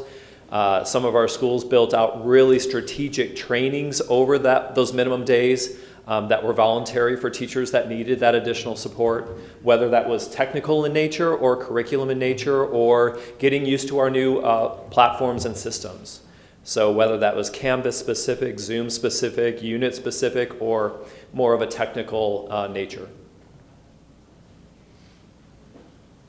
And just to add to that, we also had our trainer of trainers at the secondary level that actually go in during teachers' conference periods and give that one-on-one support that they've been really appreciative about, because they really gave them that one-on-one instruction to really get them through some of the aspects of doing the distance learning piece. So really beneficial piece of our TOTs, but also want to put a shout out to our administrators who are also doing the work of covering classes sometimes when needed, when teachers need a little extra support, a little more time with the support they need from their TOTs, or even our administrators who have on their own learned how to work Canvas, how to use the resources, given suggestions, advice. They've been available. They've provided office hours during the minimum days. They provide office hours outside of the school day, available during conference periods throughout the day. If there's someone needs help, they can reach out to different people on campus. So our sites have done an amazing job of not only just utilizing everything that OCIPD has provided with our district support, but site support has been really outstanding and differentiated for each of our schools. Yeah. And can I do the follow-up question, Dr. Camarena, since you're still up there? Both you and Dr. Lund referred to the nuances with attendance and absenteeism in the middle schools and in the high schools. So along the same lines of support for teachers, I want to sort of take a deeper dive into the difference between having connectivity issues, right, where students and families are just having a tough time or they get bounced off or what have you, versus what Board Member Kerr just referenced, social and emotional stuff going on either with the student or at home, what kinds of support we're providing for teachers when they notice, right, that camera's not being turned on or is being turned off at a particular time, or other things that may be going on where students are showing up for a couple of half an hour blocks but not for others. And obviously we're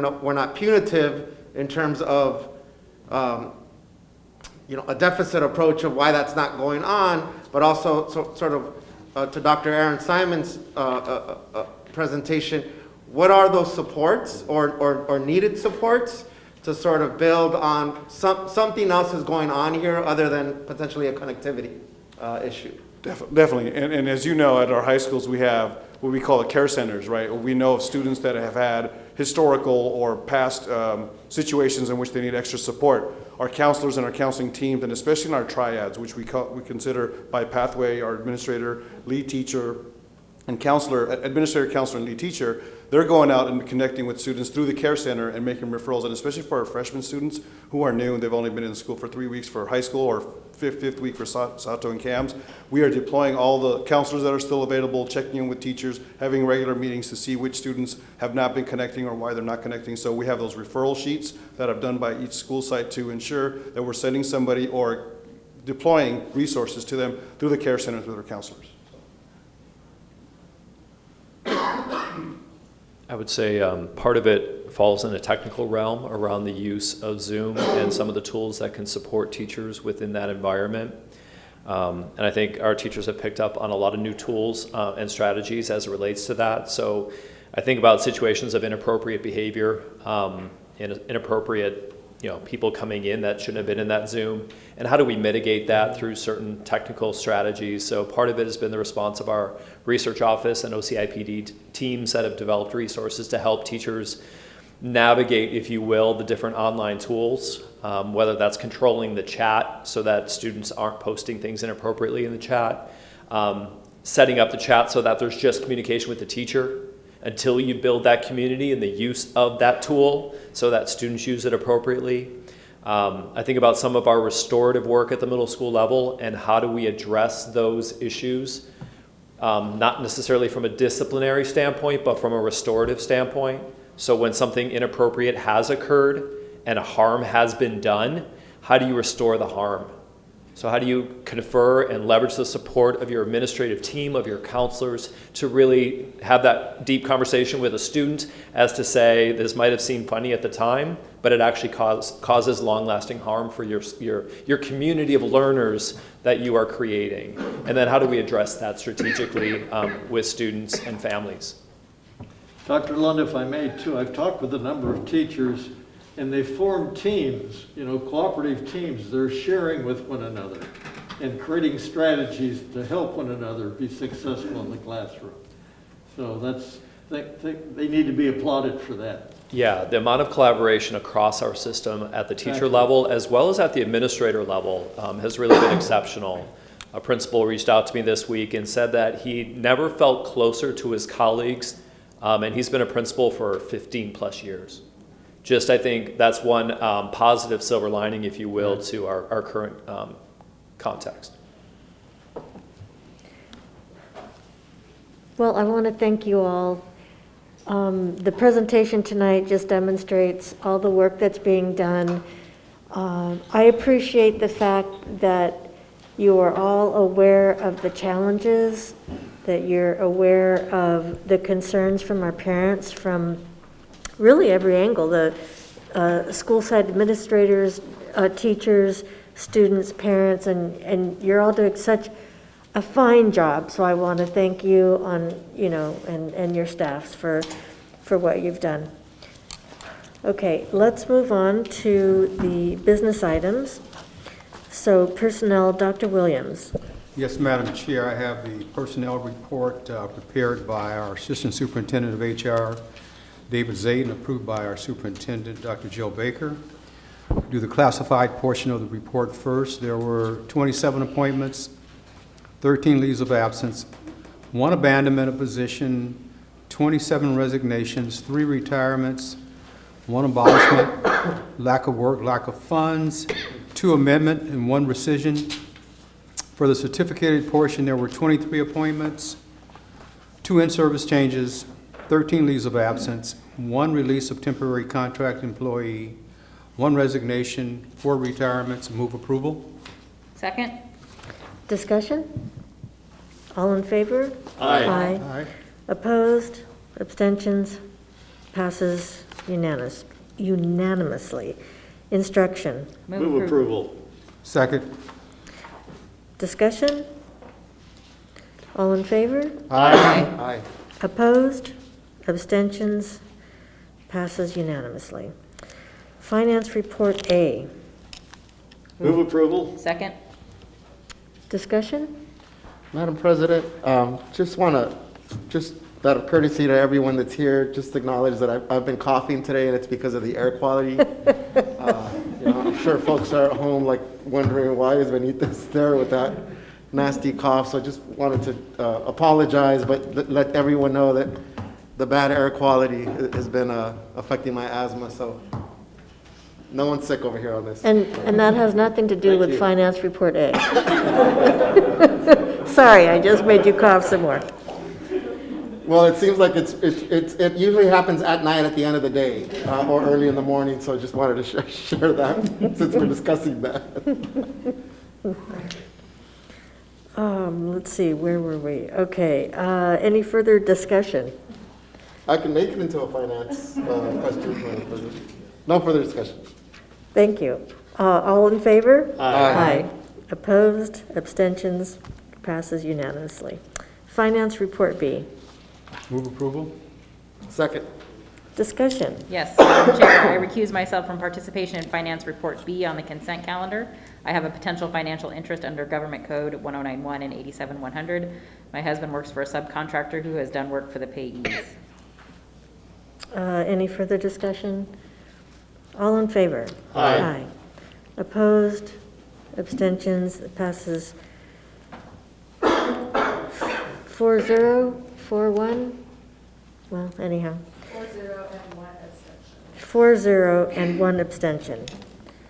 Thank you. Sorry, I needed help. Business Department report. Move approval? Second. Discussion? I would just like to thank Honda. They have donated $55,000 to CAMS. I noticed that. So thank you, Honda. Or were you finished? Sorry. No, yeah.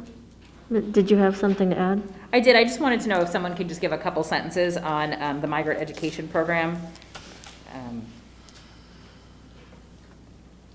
I know, just in terms of a little explainer for someone who's reading that or hearing that on in the public of what that is. Was that back in the instruction report? No, it's at No. the bottom of the business department report. I'm sorry. It's part of an annual grant that comes to the district, a federal grant that comes to the district for students whose families identify as migrant families, and it primarily provides resources for after-school programming and for Saturday programming to support students whose families are identified as migrant. Great, thank you. Any further discussion on the business report? Okay, all in favor? Aye. Opposed? Abstentions? Passes unanimously. Purchasing and contract report. Move approval. Second. Discussion? All in favor? Aye. Opposed? Abstentions? Passes unanimously. Superintendent items, we have none, or? We have the superintendent items tonight. Thank you. Okay. We have no unfinished business, new business, board meeting schedule. Dr. Baker, did you want to? Sure. This is the board meeting I spoke of earlier that we're bringing to you to bring back the LCP for your consideration. So we expect this to be a single item agenda that would include public comment but not other business items on September 28th. Move approval? Second. Discussion? Yes, so that means, Go ahead. yeah, that means that we won't have closed session, we're just coming right back in for this one item. That's right. As a board meeting. Correct. And Dr. Baker, will we have the final version of the LCP? Yes, to have the by that final meeting? version. There's actually an opportunity our staff took to submit the plan for feedback from the county office, as well as for all of the public comment. So the Friday, or actually it'll be, not Friday, I think will be Wednesday by 4 o'clock. Prior, it will be posted, the revised version will be posted on the website. Perfect. It'll be the final version that you would be voting for action on the Perfect. 28th. Thank you. Okay, any further discussion? All in favor? Aye. Aye. Opposed? Abstentions? Passes unanimously. Resolution 091620-B, declaring support for Proposition 16. Move approval? Second. Discussion, Would you want to just provide some background on that? Sure. I just wanted to acknowledge Dr. Benitez and Dr. Williams, who asked for this resolution to be put forth in terms of supporting Proposition 16. So I'll open it up to you all to speak to the resolution, or we can read it out loud if you prefer. Okay. You want to start us off, Dr. Williams? Go ahead, start it off. So appreciate the recommendation to move forward with this.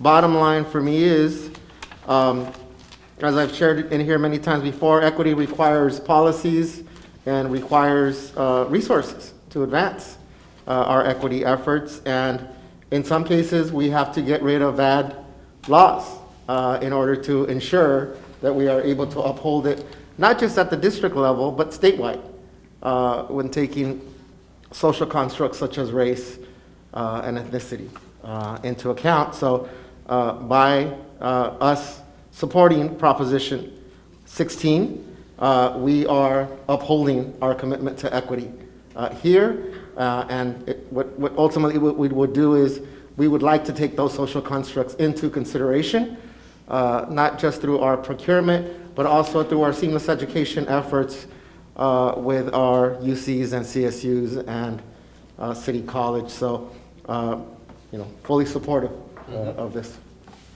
Great. Dr. Williams? He said it all. He said Good. it all, okay. All right. Thank you, Yeah, Lynn. I'll just add that it also has the support of the California State PTA, and I'm sure there are a lot of other groups that are behind this. I think when it started, it was well-intentioned. When 209 went into law, it was well-intentioned, but I think it's failed. So it's good that we have an opportunity to change that. And I think just for the public's consumption, let me just read aloud the one statement at the bottom of the resolution that you're passing. Excuse me. Whereas Proposition 16 appears on the November 3rd, 2020 general election ballot, and if approved by the voters of California, would repeal Proposition 209 and eliminate the state prohibition on the use of race, sex, and other characteristics in considering admission to higher education. And whereas the Board of Education of Long Beach Unified School District is unwavering in its support of programs, initiatives, and policies designed to promote equity and inclusion. Thank you, Dr. Baker. Thank you for making sure we were having that read in public. Okay, all in favor? Aye. Opposed? Abstentions? Passes unanimously. Reappointment of members to the Citizens Bond Oversight Committee. Move approval? Move approval. Second. Discussion. Yeah, I just want to give a shout out to Karshay Chess at Jordan High School, who does a million things and more for the North Long Beach community and the Jordan community, and I want to thank her for saying yes to this again. Okay. May I also thank all of those folks who volunteered to serve, particularly Becky Turrentine, who's a past superintendent, well-founded in her devotion to education. So we've got a real good group of folks on that committee, I believe. Yes, and thank you. That was a note to acknowledge these people. I'm glad it was done. All in favor? Aye. Opposed? Abstentions? Passes unanimously. 2019-2020 unaudited actual financial reports. Do we have somebody to speak? We do. We have Oh, Renee there's Arcus, who has waited late into the evening. And I have to say, her wait into the evening just demonstrates again her dedication to the unaudited actuals, which she can tell you she loves. So she is here. So first of all, good evening, everyone. I'm glad we've made it this far. Wanted to give a little bit of a synopsis of where we ended our year. On the screen is one of my, probably by far my favorite slides. I've brought it back to you guys several times. It's just a great reminder of where we are in the process. So tonight we have a culmination of the state required process to end our fiscal year through 6/30/2020, and that's the unaudited actuals that are due in September. Yet we're not done. We still have one more step to do, and in December, we're going to bring you the audited financials. So we've been working on the audit since February of this year, auditing the financials for 1920, and these are our books, and our auditors are going to come in, complete the process, and we'll bring back to you audited financials in December of 2020. So I want to give you a few brief highlights on our unaudited actuals. There is in June when we brought you our budget, we brought you also our estimated actuals. That was our attempt in April of May of last year to determine where we'd end this fiscal year. And we had a few changes between that period of time and where we actually ended. We have about a difference of $11 million that was made up of some revenue increases. It was a positive difference of $11 million. It was made up of some revenue increases. Our lottery funds did come in better than we anticipated. And we also had some decreased expenditures, which can be expected during these times. We had savings in the area of utilities, some decreased expenditures in supplies and other contracted services, and we were able to utilize some restricted resources. When I've come here before, I've talked to you a little bit about our CARES Act funding, the $90 million that we received. We were actually able to utilize some of those resources to offset some of those costs in our general fund. And what we were experiencing, the biggest portion of that was our nutrition services branch. As all of you know, we serve students the entire time, from March to June, at a rate of about 15% participation.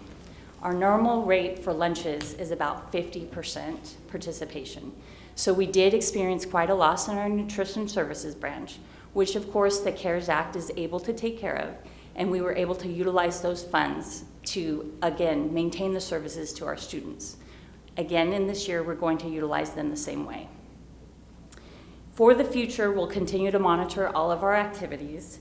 Our revenues right now can still be adjusted based on our final numbers of enrolled students and the type of students that we're going to be enrolling. So we are awaiting those final numbers and looking forward to getting more information about that. I do want to remind you, our budget is still intact. It is still able to operate this fiscal year. We will be bringing changes in the next few months leading up to our first interim, which is also included on the slide. So we'll be bringing changes to you regarding how we're performing, what different money that we're going to present, putting the CARES Act funds out there. And that will be in December, and that will be actuals through October 31st and estimates through June 30th of 2021. So I'm happy to report that we have a good report for you tonight, and I hope that I didn't bore you. The good news is welcome. Very good. And Renee, how many kids do you have?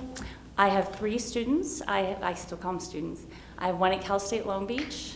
This is her first year, so I had 3 last year. I have a 10th grader at Milliken and an 8th grader at Marshall. Thank you for being here tonight to give us that good news on the unaudited actuals. Thank you. Thank you for that.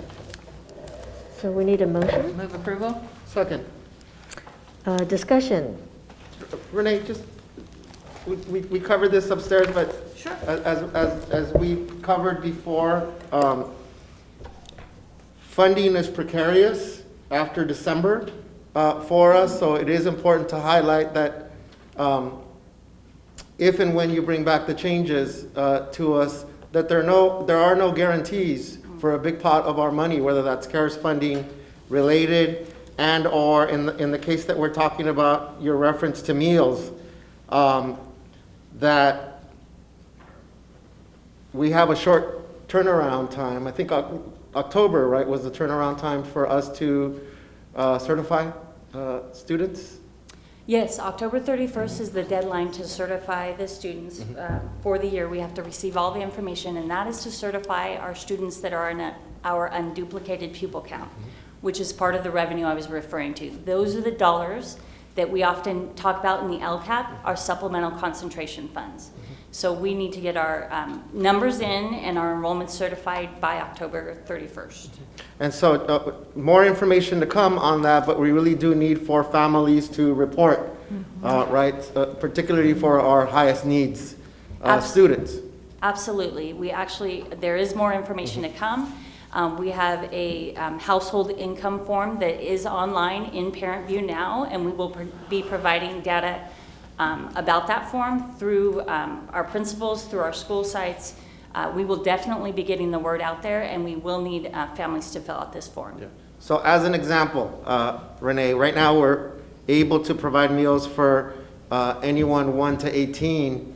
That's not guaranteed after December, correct?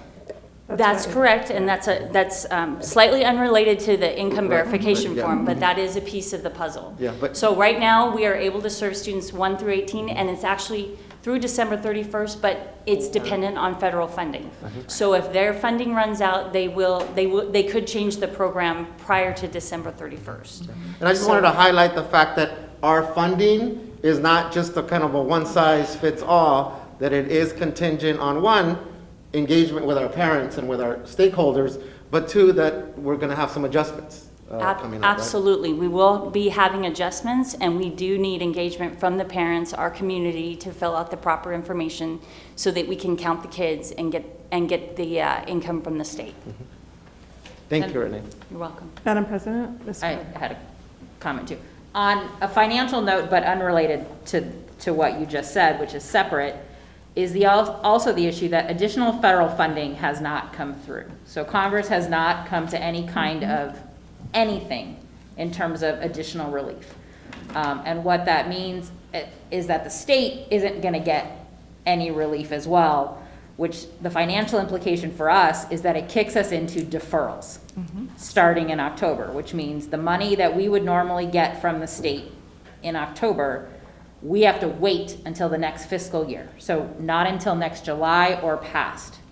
That and is so correct. This is the earliest, and I think that we know that we've ever been said. I always think of Popeye, because I watched Popeye when I was a kid, Wimpy, like, can I have a hamburger today? I'll pay you Thursday for a hamburger today. That we're gonna do all of this educating of kids, and the state is withholding our money now until July.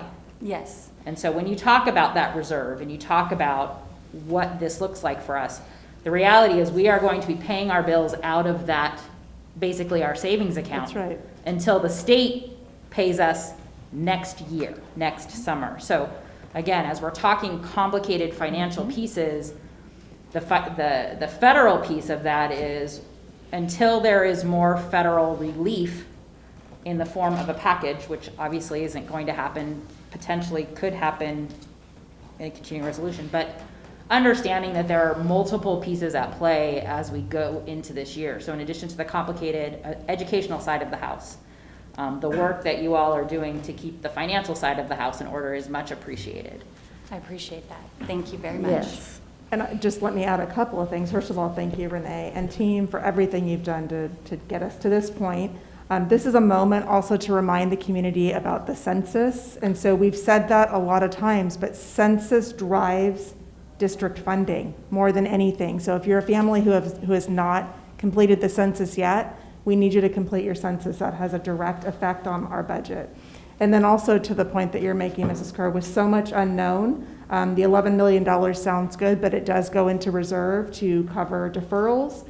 And it's one of the reasons that we are doing everything we can we have a hiring freeze on positions, everything we can right now to save for the unknown that we know is coming.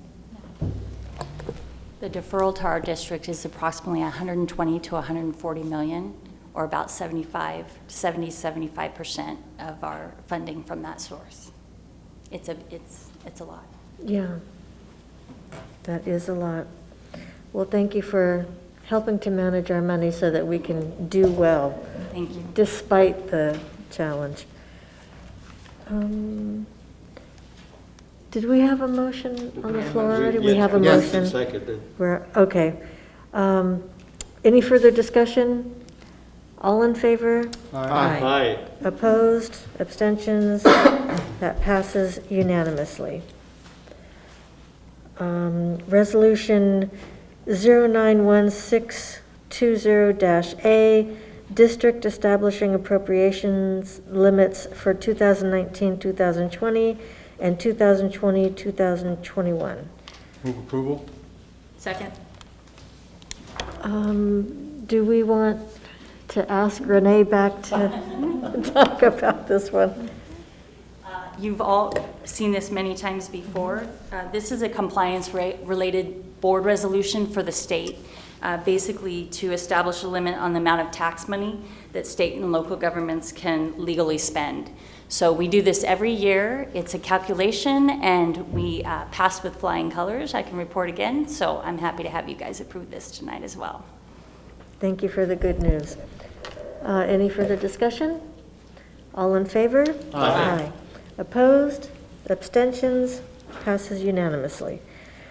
And Equity Policy Development Update, Dr. Brown. Good evening, I'll be brief.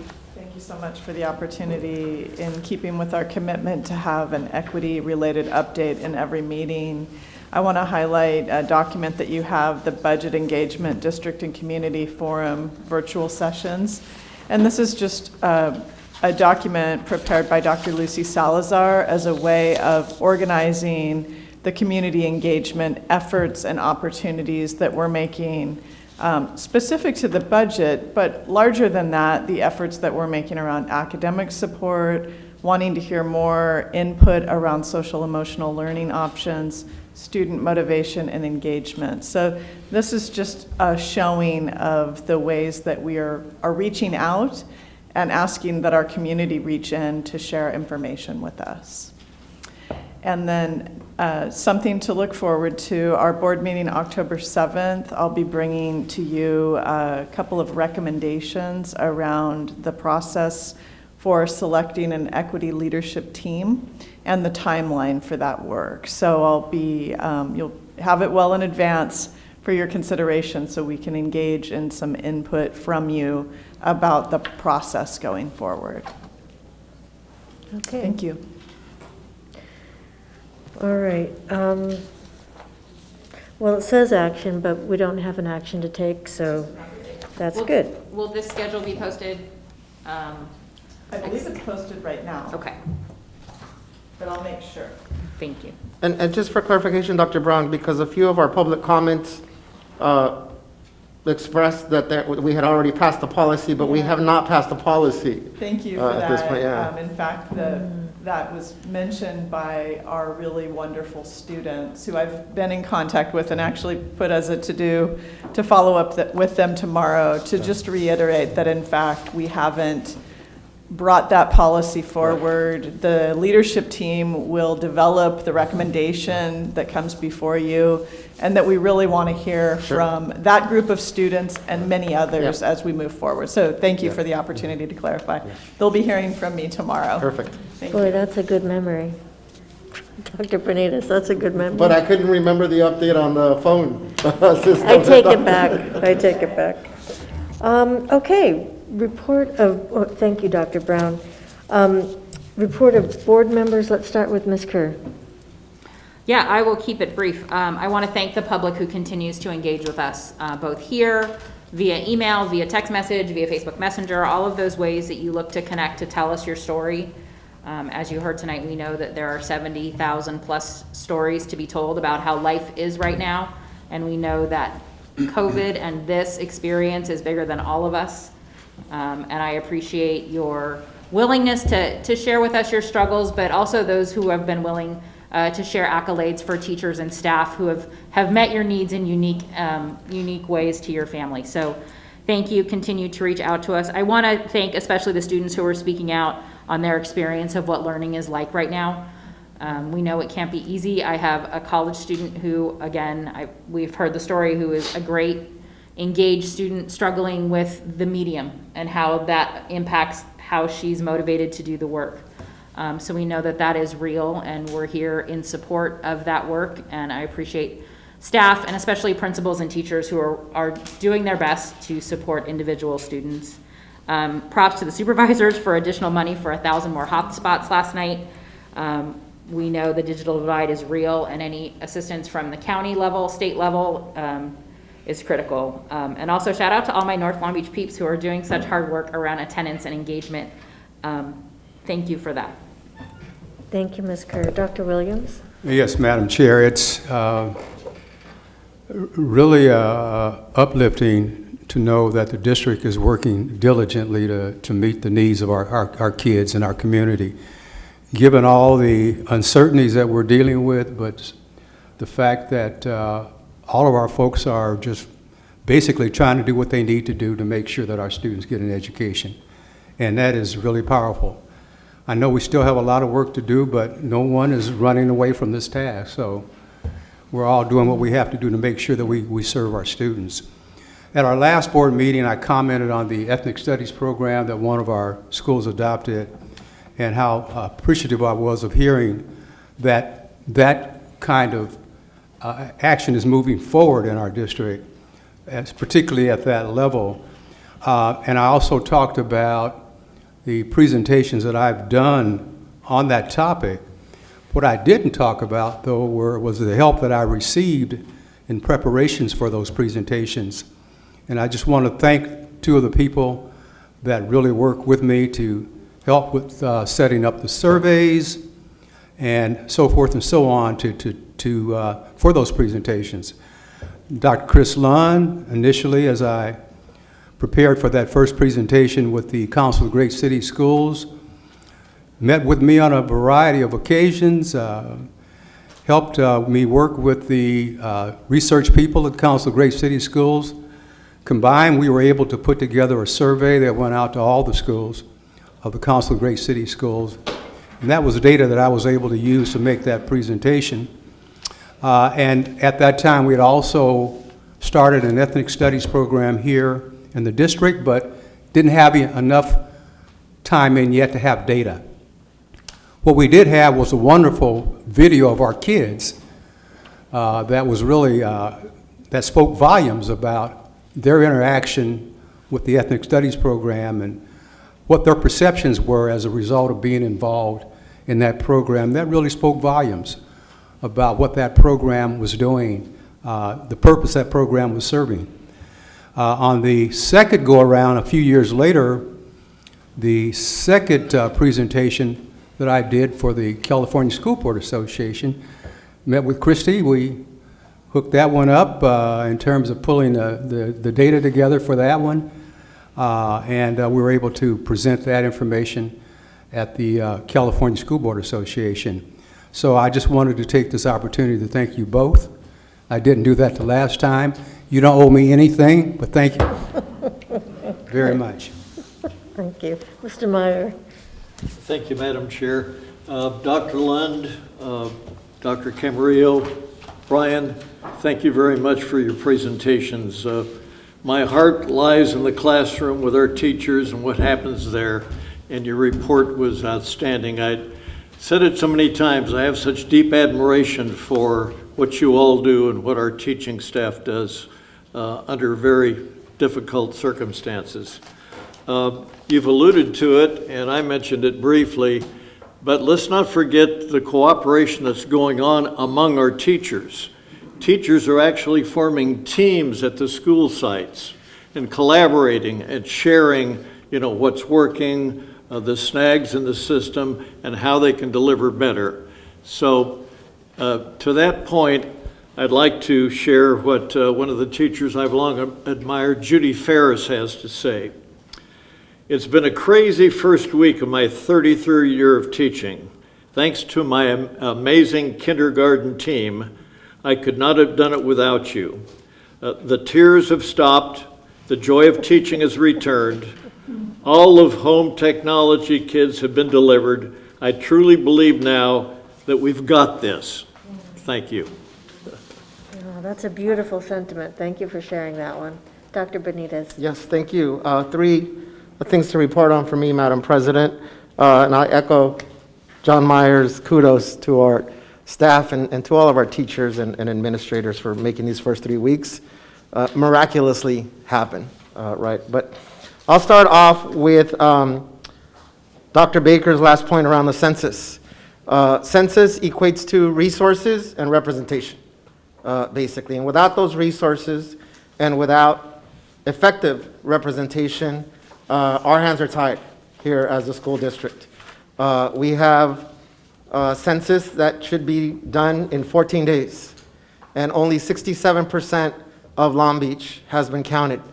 So that means that 33% are voiceless, without resources, and potentially without representation. And that's our students. Those are our families. Those are our stakeholders. So my2020census.gov in multiple languages. You can do it by phone.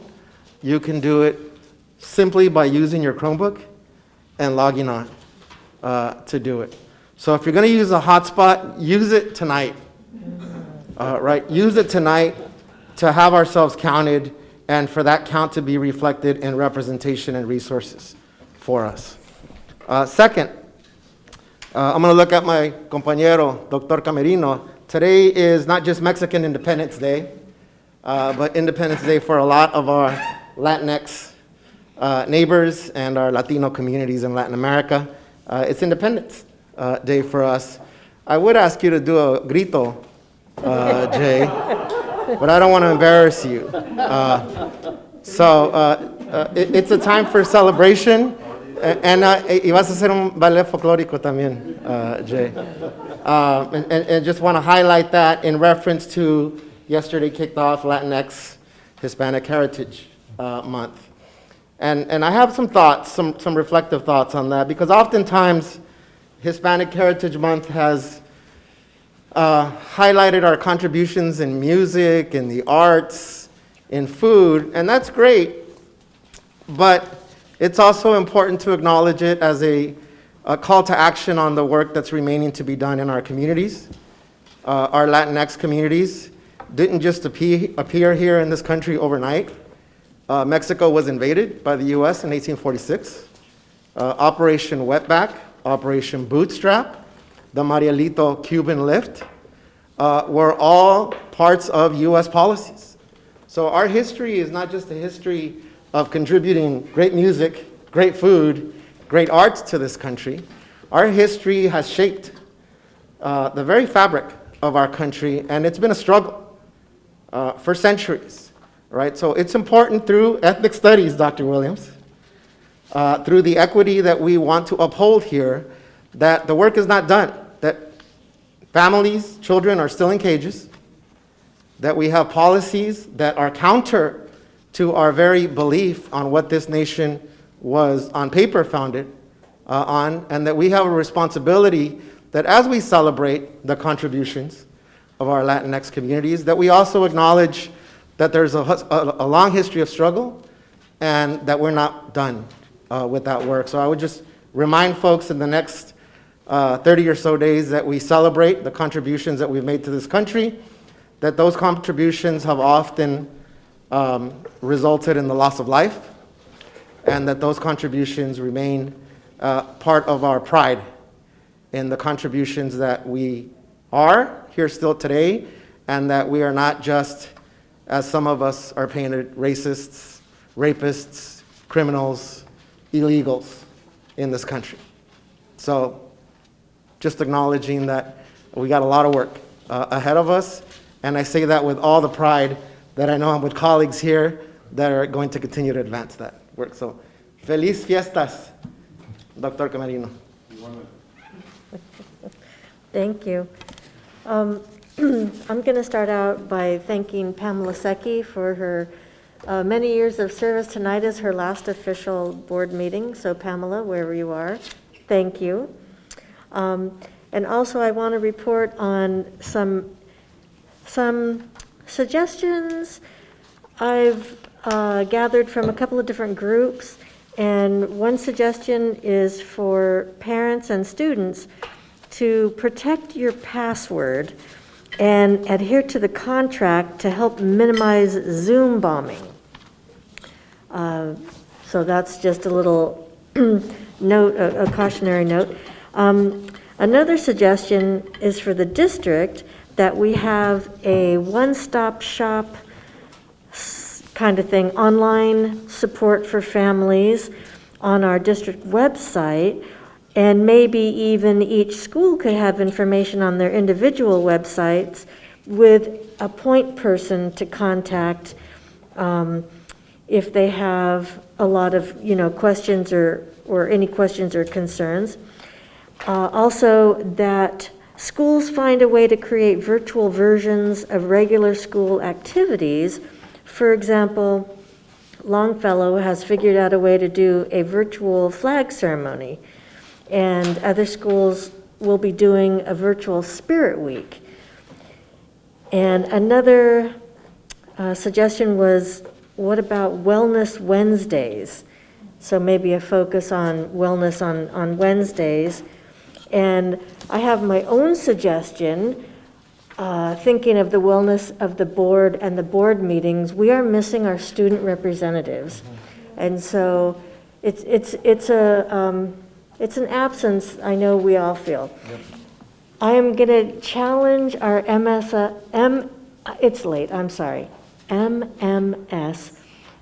wonderful staff. Is it possible to do a student video? Because we used to have a student attend the board meetings and they gave a report. It was like a highlight of the board meetings. We all remember that. And is there a way we could incorporate? We can have a student attend. Oh, we can have a student attend in person, see them in the flesh even. Wow, that's beyond my dream. Okay, then you guys are off the hook. I know, oh my gosh, this is so exciting. Okay, that's it for me. Superintendent's report. A few things just to close us up tonight. The first is I just want to thank the board for going through the process of my own goal development as superintendent in my first year as superintendent. I will be posting my goals on my district webpage, building the capacity of LBUSD to operate in a virtual environment and to design the future. And I appreciate the feedback that you've given me over the last 6 weeks to get to final form for my goals. It's been a really meaningful process for me, and I hope the same has been true for you. The second is I want to echo the acknowledgement of Pamela Secchi. So this is a sad night for us in a way to lose a member of our team who has been so critical to the success over the last decade in Long Beach Unified. And so Pamela leaves an absolutely indelible impact on LBUSD, a quiet force, as many of you have witnessed, but incredibly articulate, brilliant, supportive of teachers and administrators, and a tireless worker behind the scenes to ensure that our students have what they need. So she started off as a Spanish teacher in our district and retires officially on Friday as assistant superintendent. So she will be missed. And then lastly, I just want to center our students as we close the meeting. So I had the pleasure on Friday of spending about an hour with 8 of our high school students on a Zoom meeting, but better than nothing. And to listen to 8 of our students, some of whom came to me, True Jones, through her interaction via email, some of our students who I did a podcast with in summer, a couple who were interns in the marketing and media services team, came together just to explore very informally what it has felt like to be in the first couple of weeks of school. And so the wisdom that they could provide and also the hope that they could provide was really inspiring. And so I'll be releasing segments, the questions that I asked them and then their answers, with the hope of inspiring other students, teachers, and administrators through the student voice that they brought to the conversation. And then lastly, on the note of our students, we are going to be trying something new this year. And so By the end of this week, we'll be putting out a call to our juniors and seniors who would like to represent themselves or groups or their school in multiple advisory capacities that will be launched this year, including the superintendent's student advisory committee that, in addition to me, will be co-chaired by 2 students, to come with adults into the equity advisory capacity and sit with adults as Tiffany leads the team into equity policy initiatives and practices.